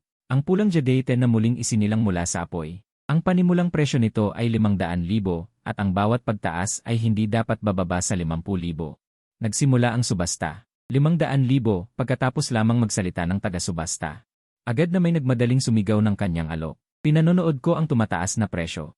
Sa aking puso, nagtataka ako. Hindi talaga itinuturing ng mga taong ito ang pera bilang pera. Habang kumukonti ang mga nag-aalok. Kaya nag-umpisa na akong magbid ng 3 milyon, kanina ay 2.8 milyon pa lang. Bigla kong itinaas ng 200,000, may isa na namang umurong, Nyan Bai. Ang pagtawag mo sa akin, wala akong panahon para magkaroon ng Lin Qingqing, tumawag na ang kalaban ng 3.01 milyon. Kinalimutan ko si Minchon, 4 milyon sa pagkakataong ito. Kahit si Luan yun na tahimik lang ay napataas ng kilay, ang pagtawag na ito. Talagang hindi sumusunod sa normal na bidding, 4.5 milyon, 8 milyon. Halos hindi ako nag-alinlangan, sinindihan ang pakiramdam na basta't maglakas loob silang tumawag, kaya kong sumabay. Nyan Bai, ikaw talaga ang pinakamagaling na bidder sa auction na ito, ang dating ito. Kahit katiting na pag-aalinlangan ay wala, 12 milyon, nag-alinlangan ang kalaban ng matagal. Sa huli, hindi na sila tumaas pa ng presyo, bagamat bihira ang Jade Fire Phoenix, ang pinakamagandang gawin ay hayaan ang master. Na maingat na ukitin ang Jade Fire Phoenix sa 100 piraso, ngunit hindi ito madaling ibenta. Hindi tataas ang presyo, ang 12 milyon ay hindi naman nakakagulat, pero kung direktang puputulin para gawing palamuti. Nakakahinayang din, pagkatapos pag-isipan ang mga kalamangan at kahinaan, sa huli ay pinili na lang na sumuko. Matagumpay na nakuha ang Jade Fire Phoenix, ang saya ko ay kitang-kita sa mga sumunod na oras. Bumili pa ako ng violet jade bracelet at blue and white porcelain vase habang si Liu Qingqing ay nakaupo sa tabi ko. Namamangha siya sa aking mapagbigay na bidding style, Nyan Bai. Sandali, ang pangalan ko ay Su Nyan Bai, huwag mo na akong tawagin Nyan Bai. Tawagin mo na lang akong Xiao Su, hindi ko inaasahan na dahil ayaw ko lang magbigay ng personal na impormasyon sa mga estranghero. ay mapapahamak pa ako tuwing tinatawag ako ni Liu Qingqing na Nianbay. Nakakaramdam ako ng kakaiba, si Liu Qingqing ay nanahimik, kaya siya lang pala ang buong proseso. Natapat at seryosong gustong makipagkaibigan, Nianbay, hindi pa tapos ang kalahati ng auction. Halos 100 milyon na ang nagastos mo, sigurado ka bang walang problema sa pamilya mo? Sa totoo lang si Liu Qingqing ay walang ganoong kalaking pondo, akin lahat ng pera na ito, walang makapagsasabi sa akin kahit ubusin ko. Hindi ko kailanman nabanggit na ulila ako, kung ganoon Nianbay, ang target mo rin ba ay ang lupa sa West Suburb? Maraming tao ang nakatuon sa lupain yon, hindi ko pa talaga napapansin ito. Parang wala akong nakita tungkol sa pagbebenta ng lupa nang tiningnan ko ang listahan ng mga benta sa subasta kanina. Nag-iba-iba ang ekspresyon ng kanyang mga mata. Iyon ay isang lot ng lupa sa West Suburb, nakatabi mismo ng resort na balak ipatayo ng mga lu. Ang lot ng lupa na iyon ang target ni na Ate Wan yun ngayon dahil sa sinabi mo. Mukhang tiyak nakikita kapag nabili ang lot ng lupa na iyon, hindi ako interesado sana, pero dahil sa paalala ni Liu Qingqing, muling nagising ang interes ko. Tahimik na pinakinggan ni Luan yun ang usapan ng dalawa. Kung gusto ninyong agawin sa akin ang lot ng lupa, maaari bang huwag sa harap mismo ng taong may-ari? Higit pa sa tiyak nakikita. Halos doble pa ang kikitain. Kung may pera lang ako, susubukan ko talagang makipagkompetensya. Si Liu Qingqing ay kasalukuyang estudyante pa sa kolehiyo, at ang natatanggap niya bawat buwan ay 1,000,000 yuan lamang. Hindi lalampas sa 20 milyon ang pinakamataas, ang pagbid sa lupa na may 20 milyong yuan ay isang panaginip lamang, wala kang pera. May pera na ako ngayon. Interesado ako sa lupain iyon. Makikipagkumpetensya si Su Xiao sa amin para sa lot ng lupa. Biglang nagsalita si Luan yon na ikinagulat ko at napaurong ako, ngunit agad akong nakabawi dahil ito ay isang subasta. Kung sino ang may pinakamataas na alok, siya ang mananalo. Nagulat si Luan yon sa sinabi kong iyon. Ngunit agad siyang tumawa ng mahina. Tama si Su Xiao. Kung sino ang may pinakamataas na alok, siya ang mananalo. Pagkatapos, hindi na muling nagsalita ang dalawa. Gumastos ako ng malaking halaga na 3.8 bilyong yuan para bumili ng isang kulay rosas na brilyante na may bigat na 214.56 carats dahil lang sa mahal ang presyo ng brilyante na ito. Sa ganitong paraan, mas mataas ang aking makukuhang rebate. Dahil dito, nagbago ang pananaw ni Luan yon at ng ilan pang kasama ni Liu Qingqing sa aking yaman. Akala nila nagbibiro lang ako nang sabihin kong bibilhin ko ang lot ng lupa, ngunit ngayon kailangan na nila akong seryosohin. Kung kaya kong maglabas ng 3.8 bilyon o higit pang cash flow, ang lot ng lupa na ito, posibleng mabili ko nga ito. Sa paglipas ng panahon, natapos na rin ang subasta. Ang inaabang ang lot ng lupa sa West Suburb ay ginawang huling tampok na produkto sa subasta. Lot ng lupa sa West Suburb. Ang panimulang presyo ay 50 milyong yuan, at ang bawat dagdag na bid ay hindi dapat bababa sa 100,000 yuan. Simulan na ang subasta. 80 milyong yuan, 70 milyong yuan. 100 milyon. Nang matapos lang ang anunsyo sa subasta, ang mga sigaw para sa bid. Sunod-sunod at masigla. Naroon din kami ni Luan yun sa tabi. Hanggang ngayon, wala pang nagsasalita. Ang mga nagbibid sa unahan ay karaniwang mga pain. Kapag ang presyo ay halos umabot na sa inaasahang halaga, doon lamang masasabing may tunay na paggalang. Nianbay. Magkano ang inihanda mong pera? Habang nakikinig sa nagtataas ang mga presyo, hindi na naman mapigilan ni Liu Qingqing na kausapin ako. Sinulyapan ko si Liu Qingqing. Ang utak ay isang magandang bagay, sayang at wala siya nito. Hay, Xiao Qing kung nagtatanong ka ng ganyan. Hindi ba't inilalantad mo ang lahat ng alas ni Su Xiao? Sa susunod na magsasalita ka, gamitin mo ang utak mo. Bahagyang naglinis ng lalamunan si Lik Xingming. Magandang loob niyang pinaalalahanan si Liu Qingqing. Doon lamang naalala ni Liu Qingqing kung ano ang itinanong niya sa akin kanina. Bigla siyang namula sa kahihiyan. Ikinaway ko ang aking kamay at hindi ko masyadong inintindi. Basta-basta na lang gumastos. Wala akong limitasyon sa paggastos ngayon, basta gusto ko. Kaya kong bilhin ang buong auction. Ngunit hindi rin naman ako sakim. Sa tuwing may nagugustuhan lamang ako. Saka lamang ako sasali sa pagbid. Mabilis na umakyat ang presyo ng lupa sa 1 bilyong yuan. Sina Lik Xingming, Pamilya Fu at Luan yon ay nagsisimula ng maghanda. Umayos din ako ng upo. 2 bilyon. Sa isang salita ni Lik Xingming, dinagdagan niya agad ng 1 bilyon at marami na namang natanggal. 2.5 bilyon. Hindi rin nagpahuli ang Pamilya Fu, dinagdagan ng 500 milyon. Tumingin ako kay Luan yon. Hindi pa nagsasalita ang isang ito. 3 bilyon. Sa isang salita ni Luan yon ay muling 500 milyon. 3.5 bilyon, Nianbay. May pera ka pa ba? Ang rosas na diamante mo kanina ay nagkakahalaga ng 3.8 bilyon. Nang marinig ni Liu Qingqing na binanggit ko na naman ang 3.5 bilyon, grabe ang kanyang kaba. Ito ay auction.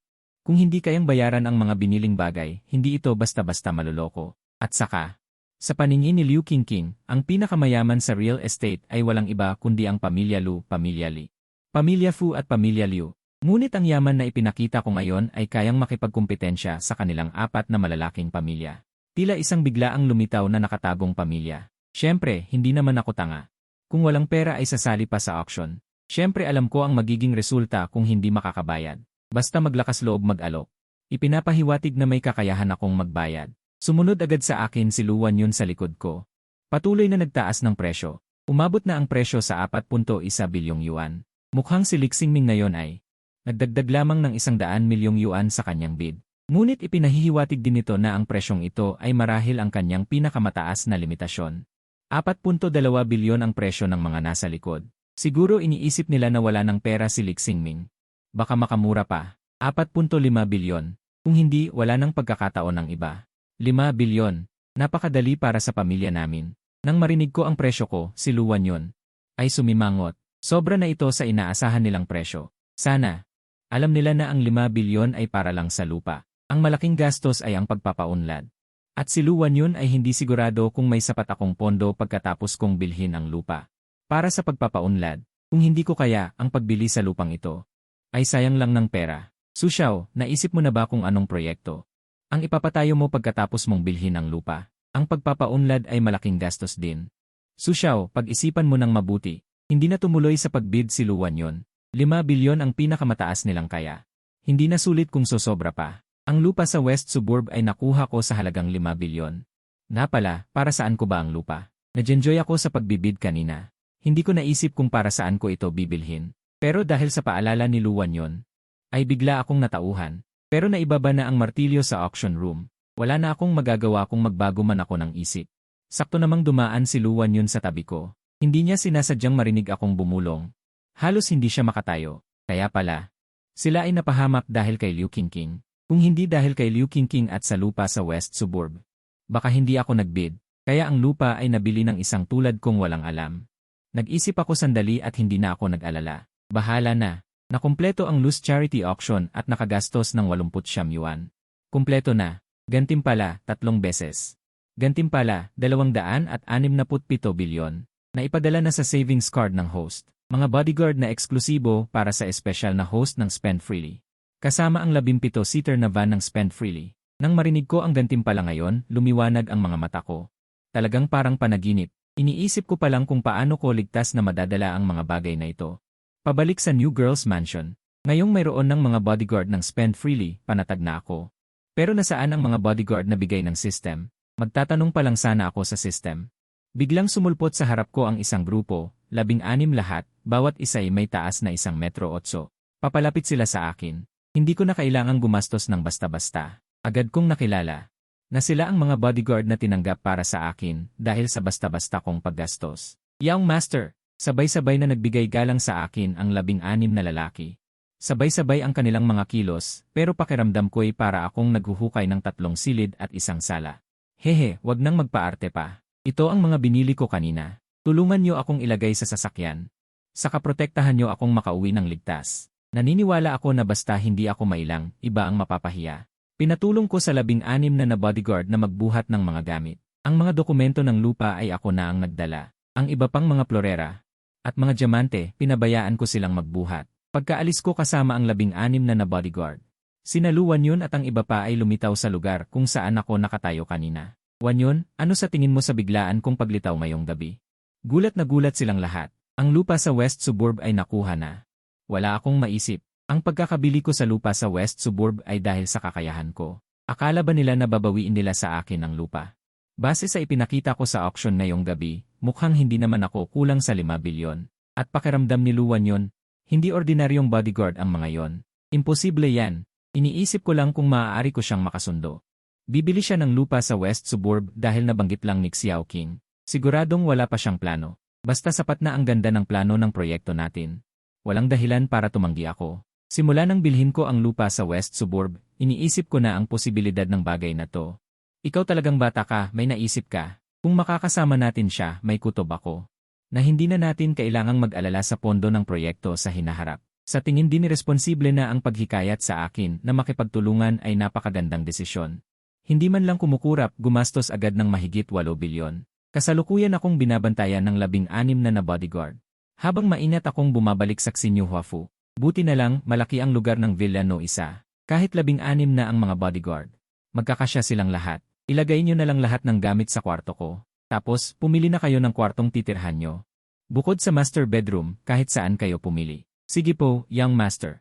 Pinangunahan ng pinuno ng mga bodyguard ang 16 na lalaki, bitbit ang mga binili ko ngayong araw, at tuwid na pumasok sa kwarto ko.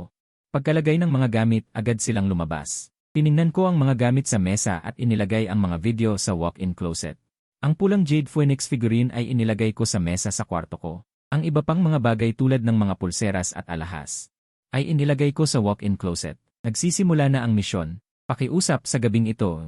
Gugulin ang 5 milyon bago maghating gabi, kailangan gumamit ng kaliwang kamay kapag nag-swipe ng card. Gantimpala, may naka-unlock pagkagising sa umaga. Nakita ko sa mga kinakailangan sa likod ng misyon sa paggastos na, ako ay tahimik. Parang katulad lang ito ng biro na ibenta muna ang kaliwang paa ngayon. Tapos makipaghiwalay. Pero sa isip ko lang ito sinasabi. Ano man ang mga kinakailangan ng misyon ng sistema, masunurin kong kailangang tapusin ang mga ito ayon sa hinihingi. Buti na lang, kailangan ko lang tandaan na gamitin ang kaliwang kamay kapag nag-swipe ng card, hindi naman ito mahirap tapusin. Dahan-dahan akong kumain ng almusal sa bahay at nagmaneho papunta sa dati kong inuupahang lugar. Nitong mga nakaraang araw. Kahit sa bagong villa ako nakatira, marami pa ring gamit sa inuupahan ko na hindi pa naayos. Ngayon na nagbitiw na ako at may 16 na bodyguard, gusto kong ilipat na agad ang lahat ng gamit. Para malinis ang bahay para sa may-ari at makahanap ulit ng upa. Dito na lang kayo maghintay. Tatawagin ko na lang kayo kapag nakapag-ayos na ako. Gusto sanang sumama sa akin ng 16 na bodyguard, pero pinigilan ko sila. Ang liit ng inuupahan kong isang silid at sala para magkasya ang 16 na malalaking bodyguard. Saka marami pang personal na gamit sa loob ng bahay. Pumunta ako sa inuupahan ko sa ikalawang palapag. Nag-ayos ako ng kaunti. Inayos ko ang aking mga damit at sapatos at iba pang personal na gamit. Pagkatapos ay nakita sila ng may-ari ng bahay. Kumuha ako ng ilang litrato sa grupo ng mga umuupa sa gusaling ito. Mga tol, malapit na akong lumipat. Pupunta ako ngayon para maglipat ng gamit. Hindi ko na madadala ang mga gamit sa litrato. Kung may nangangailangan, pwede nyo nang kunin. Sa totoo lang, hindi naman karami ang gamit. Mga maliliit na mesa, upuan, at hairdryer na binili ko noong tumira ako rito. Iyong mga sampayan. Sa tingin ko, walang kukuha ng mga segunda mano kong damit at sapatos.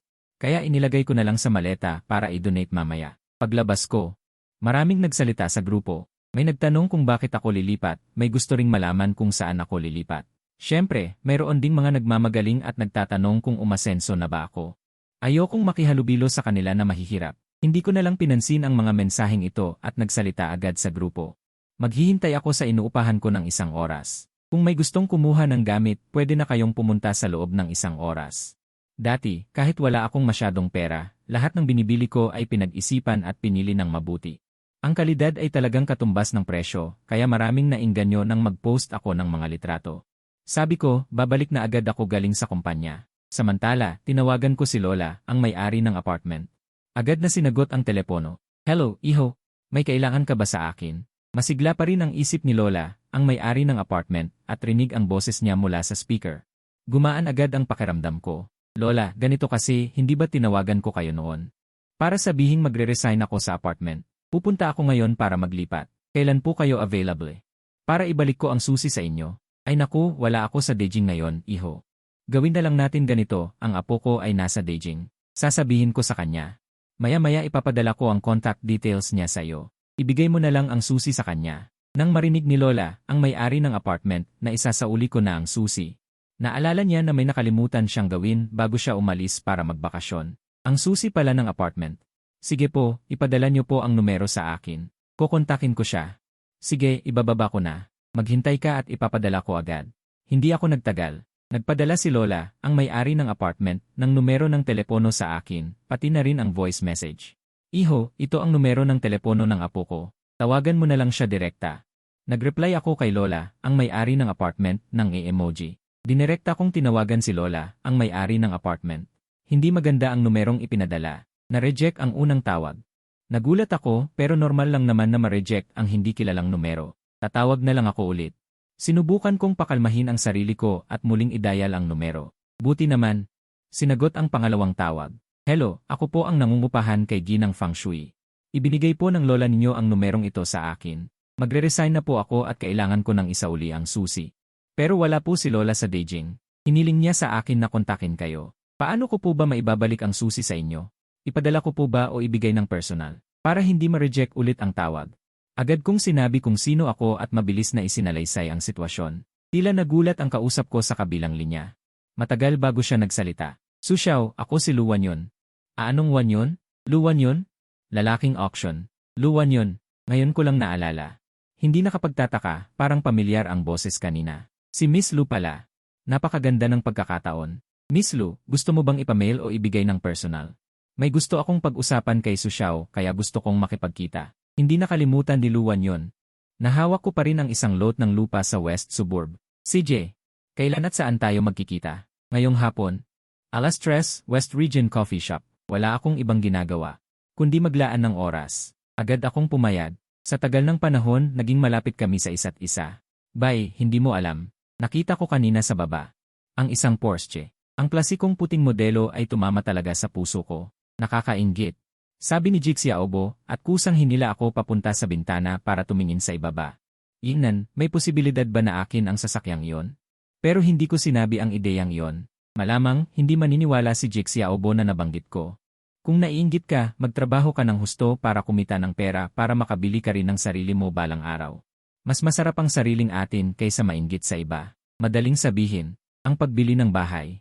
Ang dapat unahin ngayon, ang pagbili ng bahay sa Beijing ay hindi madali. Huwag mo nang isipin iyon, ikaw ang unang dumating, sa kwartong ito.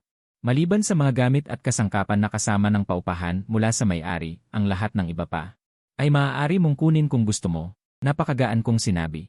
Sigurado ka, naaalala ko na pinili mo ng mabuti ang mga bagay na ito. Gusto ko ang marami sa mga yon. Malayo ba ang lilipatan mo? Hindi mo na ba kailangan ang mga bagay na ito? Inakala ni Jix Xiaobo na kailangan kong lumipat dahil sa trabaho. Pero kakaiba na hindi mo isasama ang anumang gamit kapag lumipat.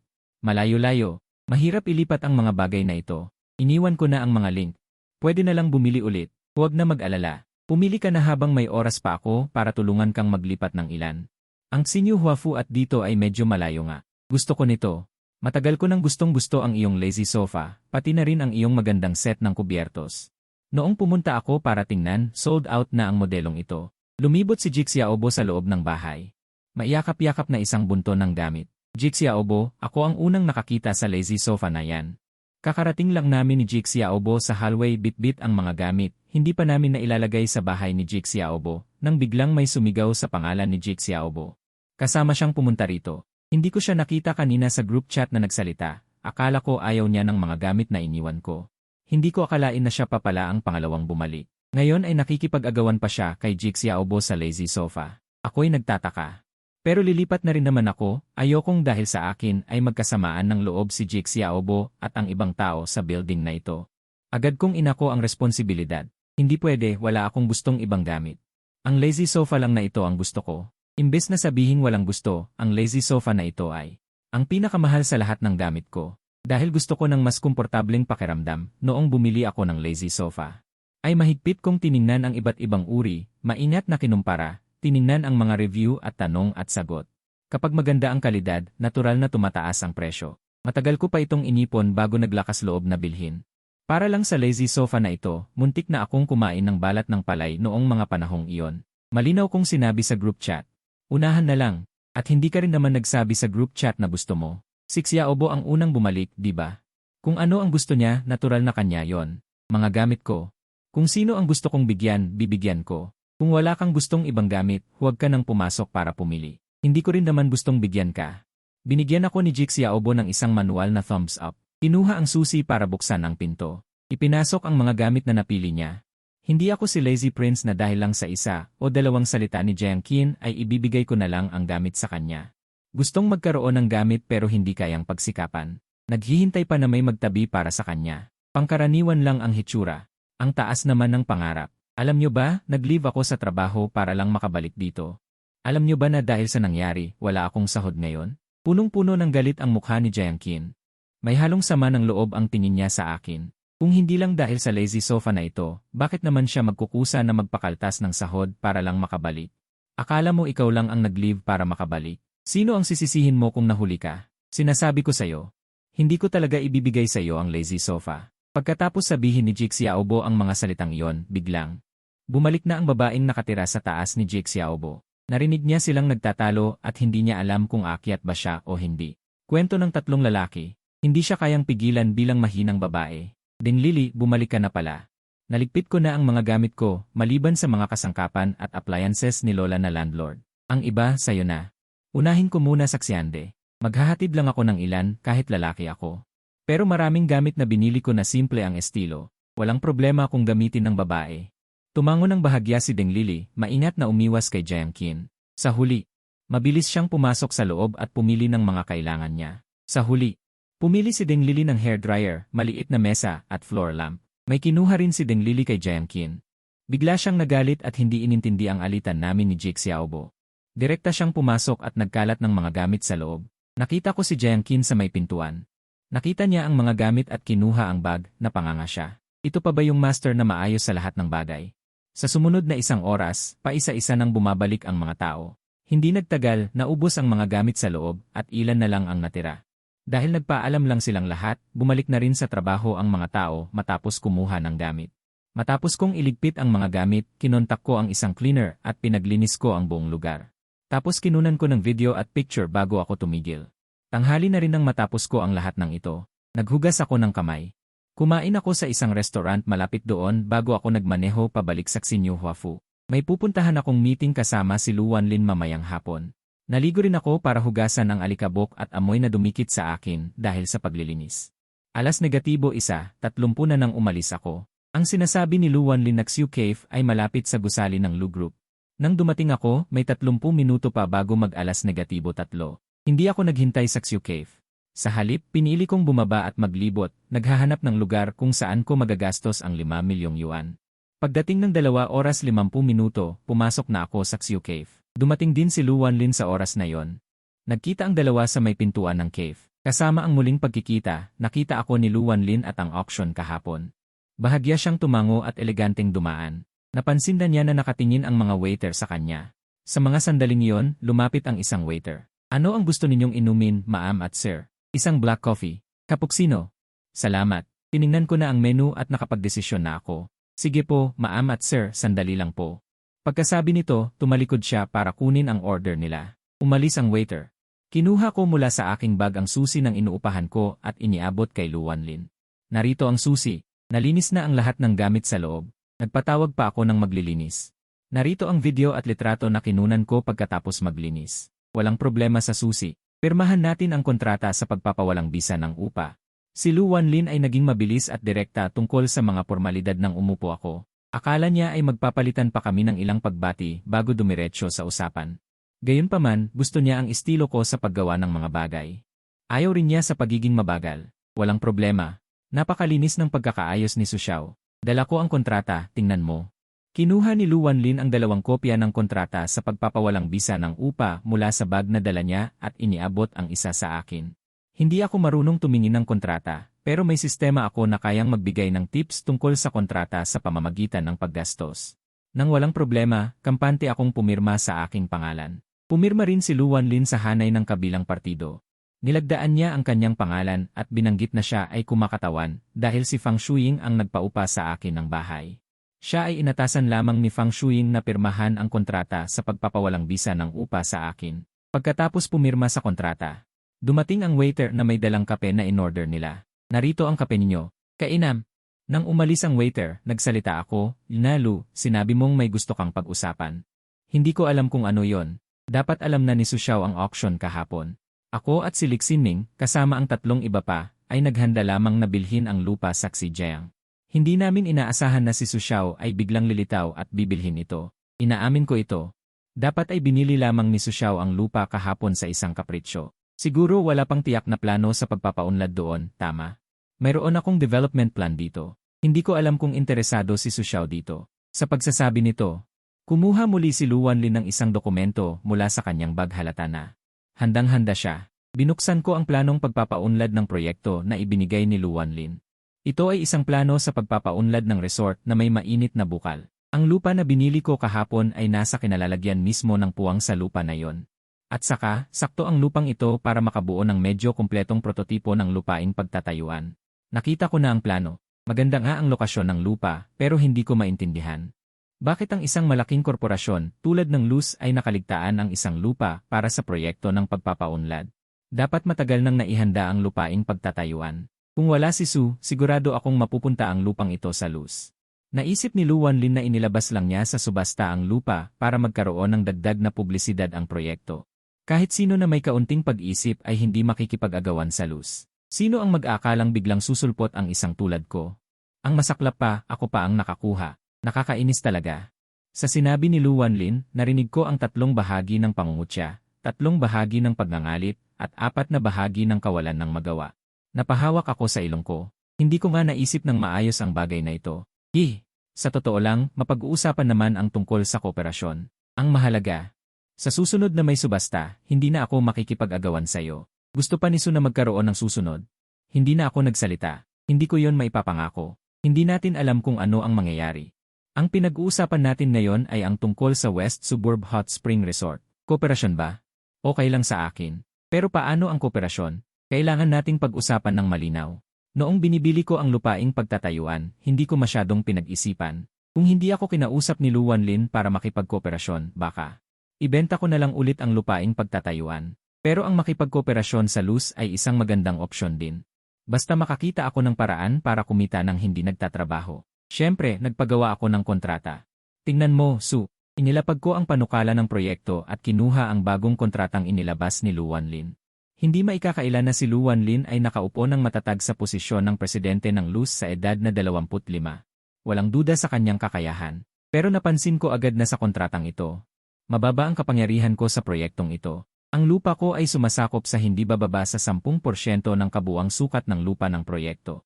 Ngunit ang aktual na makukuhang dibidendo ng proyekto ay 5 lamang porsyento. At sa panahon ng pagpapaunlad ng proyekto, ang karapatan sa pagpapaunlad ng lupa ko ay ganap na pag-aari ng Luz Group. Sa panahong ito, hindi ako maaaring maghain ng anumang pagtutol sa plano ng pagpapaunlad. Sa totoo lang, pakiramdam ko ay ginagawa akong tanga ni Lu Wanlin. Ganito na lang, wala akong masyadong alam sa mga proyekto ng pagpapaunlad na ito. Baka maloko ako ng mga tao. Hindi rin naman ako makakakita ng problema. Pero ako kasi, gustong-gusto ko ang magpaupa. Hindi ako sasali sa mga proyekto ninyo. Maaari akong humanap ng team na magtatayo ng resort ayon sa plano nyo. Kailangan nyo lang bayaran ako ng renta kada quarter. Naniniwala akong kaya naman ng Luz na bayaran yon. Hindi nyo kayang ilabas iyang rentang yan. Magandang pakinggan na ipasok ang lupa bilang puhunan pero hanggat hindi kumikita ang resort. Para ko na ring ibinigay ng libre ang lupa sa Luz nang wala man lang akong kita. Iba ang paupahan. Simula sa araw na magkabisa ang kontrata ng pagpapaupa, kailangan magbayad ang Luz ng renta sa tamang oras. Hindi mahalaga kung malaki o maliit ang halaga. Ang gusto ko ay stable na kita. Hindi rin inasahan ni Lu Wanlin na bibigyan ko siya ng ganoong kahirap na problema. Talagang nagulat siya. Walang nag-iisip ng ganoong problema. Dahil ang mga taong pumipili na makipag-partner. Kadalasan ay kulang sila sa pondo para suportahan ang proyekto. Kakaiba nga ang problemang ito ni Su Xiao. Pero hindi ako lang ang nagdedesisyon sa proyektong ito. Kailangan ko munang pag-usapan ito kasama ang iba pang direktor ng kumpanya bago ko masagot si Su Xiao. Bahala ka. Hindi ako nagmamadali. Hindi ko rin kailangan ang ganoong pera. Kahit kailan magsimula ang paggawa ng proyekto. Walang anumang epekto sa akin. Pero, para sa Luz Company, ang oras ay pera. Ininom ni Lu Wanlin ang kanyang itim na kape. Nagpaalam na siya sa akin. Bilang presidente ng grupo, ang oras ni Lu Wanlin ay binibilang sa segundo. Malaking bagay na nakapaglaan siya ng ganoong katagal para makipagkape sa akin. Hindi niya nakalimutang magbayad bago umalis. Pagkaubos ko ng aking kapuksino, saka lang ako dahan-dahang lumabas ng coffee shop. Kanina noong naglakad-lakad ako, may nakita akong isang napakagandang vintage na tindahan ng panlalaking damit. Ang may-ari ng tindahan ay isang babaeng nasa gitnang edad na maalaga sa sarili, na ang pangalan ay Jiang Yakin. Siya ay nakasuot ng isang akmang cheongsam, at mayroon siyang magandang makeup. Kung hindi niya sinabi sa akin, nalampas na siya sa edad na 50, akala ko siya ay 30 taong gulang pa lamang. Pagdating sa vintage na panlalaking damit, talagang hindi ako makatanggi. Nang makakita ako ng ganitong lugar, pumunta ako dito pagkatapos kong magkape. Dahil kulang ako sa oras kanina, hindi ako bumili ng damit. Nagkausap lang kami ni Jiang Yakin at umalis na ako. Pagkaalis ko ng tindahan ng panlalaking damit, naglakad ako papunta sa lugar kung saan ako nakaparada. Sun Yanbay. Nang akmang kukunin ko na ang susi ng kotse para buksan ang pinto, bigla kong narinig na may sumisigaw ng pangalan ko. Paglingon ko, nakita ko si Xuxinyan. Uy, paano ka napunta rito? Anong ginagawa mo rito? Alam mo ba kung anong lugar ito? Hindi ito lugar para sa'yo. Narito ang Dear City Group Building. Karamihan sa paligid nito ay mga matataas na gusali. Karamihan sa mga nandito ay mga empleyado na nagtatrabaho ng maaga at umuwi ng gabi. Pero wala si Xuxian sa kalye na ito. Nagpapasyal lang ako. Hindi ko naman pwedeng sabihin na dahil sa pag-check out ko sa hotel. Kakainom ko lang ng kape kasama ang C ng Dear City sa coffee shop. Sa itsura ni Xuxinyan, baka isipin lang niyang nagsisinungaling ako. Lalabas ng ospital si Kian bukas. Sa makalawa ang ika-negatibo 80 kaarawan ni Lolo. Sumama ka sa akin ngayon. Ipapahanap kita ng isusuot na suit. Sa birthday party ni Lolo. Kailangan mong dumalo. Hindi ako pupunta. Hindi ko kailangan ng isang gabi na kayamanan. Anong klaseng tao ba sila? Akala nila sa kanila ang pera. Kahit sino gusto sila. Anak ka ni nanay at tatay. Birthday party ni Lolo, hindi ka dadalo. Ano na lang ang isipin ng mga taga-Dijing na katulad natin? Kumunot ang noo ni Xuxinyan. Sa tingin niya nagiging unreasonable ako. Lolo, tanungin mo kaya. Sa buong Dijing, sino ba ang nakakakilala sa akin na si Sun Yanbay bilang anak ninyo ng Xu family na pinalitan ng ibang bata? Sa loob ng 21 taon, sinasabi niyo na anak ako ng Xu family. Mula nang hanapin niyo ako, binigyan niyo ba ako kahit isang sentimo? Tinanong niyo ba ako kung okay lang ako? Ang allowance ni Xuxian kada buwan. Magkano? Magkano ang binigay niyo sa akin? Kada kaarawan ni Da. Anong binibigay niyo sa kanya? Anong binigay niyo sa akin? Dapat sa akin ang mga ito. Hindi ko na lang hinihingi sa kanya. Malaki na ang pagpapasensya ko. Kahit hindi ako lumaki sa piling nyo. Magkadugo pa rin tayo. Kailangan maging patas. Hindi ko nasasabihin ng iba. Pero allowance, narinig ko may 1 milyon si Xuxian kada buwan. 21 taong gulang ako ngayon. 252 na buwan. 1 milyon kada buwan, bale 252 milyong. Bilang tunay na nanay at tatay ko, tunay kong kapatid, kailangan nyo bang bumawi? Direkta kong naisara ang gustong sabihin ni Xuxinyan. Binuka niya ang bibig niya. Pero wala pa rin siyang nasabi. 200 milyong na allowance, hindi rin nang-ahas si Xuxinyan na sumagot. Marahil may pangalan na sila sa Dijing, ngunit medyo mahirap pa rin maglabas ng ganito kalaking halaga ng pera ng biglaan. Tutal, ang karamihan ng pondo ay nasa mga account ng kumpanya, at ang pera sa kanilang sariling mga account ay hindi talaga gaanong kalaki. Hindi lahat ay ako na may isang sistema na walang awa sa likod na sumusuporta sa akin. Sige na, ilang beses ko na itong sinabi. Hindi ako babalik sa pamilya Xu, magpanggap na hindi nyo ako kilala kapag nakita nyo ako sa hinaharap, palagi nyo akong pinapagalitan. Naiirita rin ako, tutal hindi nyo naman ako pinalaki, hindi ko alam kung bakit nyo ako pinapagalitan bilang isang walang utang na loob. Nakasalubong ko si Xuxinyan, sumakay sa passenger seat ng isang Cayenne, at bahagyang inapakan ng gas. Mabilis na umalis, sa unang pagkakataon ay nakaramdam ng inis si Xuxinyan, hindi ko alam ang mga sumunod na pangyayari kay Xuxinyan. Para makagastos, pinaharurot ko ang kotse sa sikat na antique street ng Dijing, hindi ko alam kung tataas ang halaga ng mga bibilhing antike. Ang paggastos ng pera ang pangunahing layunin ko, ipinarada ko ang kotse sa malapit na parking lot, kasama ko ang 16 na bodyguard. Sabay-sabay kaming pumasok sa gate, ang mga nagtitinda sa gilid ng kalye ay walang tigil na nagtitinda. Iba't ibang sigaw na umaakit sa mga customer. Ang target ko lang ay mga antique shop, ngunit maraming antique shops sa Antique Street, nagkumpara ako ng ilang sandali. Sa wakas ay napili ko ang target ko, Judingzai, ang pangalan pa lang ay swerte na. Walang gaanong tao sa loob ng tindahan, nakita ko lang ang isang matandang lalaki sa counter, na maingat na pinupunasan ang mga bagay. Hindi niya ako gustong asikasuhin nang makita niya akong pumasok, ngunit sa isang sulyap, sa tingin ko ay may kaunting lalim pa rin ang tindahan na ito. Lolo, gusto ko ng isang set ng Zisha tipo tea set, may tea room sa villa no isa ng Xinyu Huafu. Sayang at walang tea set, hindi rin ako umiinom ng tsaa, kaya hindi ako nakabili. Tamang-tama ang gawain sa paggastos ngayon, na nagpaalala sa akin na kulang pa ng isang tea set sa tea room, kaya naparito ako. Nang marinig ang sinabi ko, huminto ang matandang lalaki na nagpupunas ng mga bagay sa kanyang ginagawa. Maingat na inilagay ang mga bagay sa counter, naiintindihan mo ba ang tsaa, binata? Ang matandang lalaki ay tila medyo malamig sa panlabas. Ngunit medyo magalang pa rin, hindi ako nagsisinungaling sa iyo, hindi ko talaga naiintindihan ang tsaa. Kulang lang ng tea set sa tea room sa bahay, hindi mahalaga kung magkano ang halaga, gusto ko lang gumastos. Hindi naiintindihan ng tsaa, bakit bibili ng Zisha tea pot, bumili na lang ng set sa labas. Sapat na ang modernong gawang Zisha tea set, ang ibig sabihin nito ay ayaw niya magbenta. Sabihin mo sa akin, paano mo ako bebentahan, hindi problema ang presyo. Gusto mo ba talagang bumili? Tumingin sa akin ang matandang lalaki, naman. Basta't mapasa mo ang aking pagsubok, ibebenta ko sa iyo itong set ng tsaa na yari sa lilan na buhangin. Anong pagsubok? Maingat kong tiningnan ang matanda, hindi ako basta-basta maluloko. Huwag kang mag-alala. Hindi ito pagsubok na pumatay o manunog. Kailangan mo lang akong panoorin na gumawa ng tsaa, at kung matagumpay kang makagawa ng isang takure ng tsaa. Ayos na. Dinala ako ng matanda sa tea room ng tindahan, at mayroon ding isang set ng tsaa na piksiw na gawa sa lilan na buhangin. Nang makita ko ang set ng tsaa, lumiwanag ang aking mga mata, ang cute naman nito. Kapag napasa ko ang pagsubok, bukod sa pagbenta mo sa akin ng set ng tsaa, gusto ko rin ng isang set ng tsaa. Kapag nabili ko na ang set ng tsaa, bibili rin ako ng kaunting tsaa, at kapag may oras ay magtitimpla ako ng tsaa at aalagaan ko ang set ng tsaa. Sige, mayroon pa akong isang maliit na gintong piksiw kung mapasa mo ang pagsubok. Ibibigay ko sa iyo.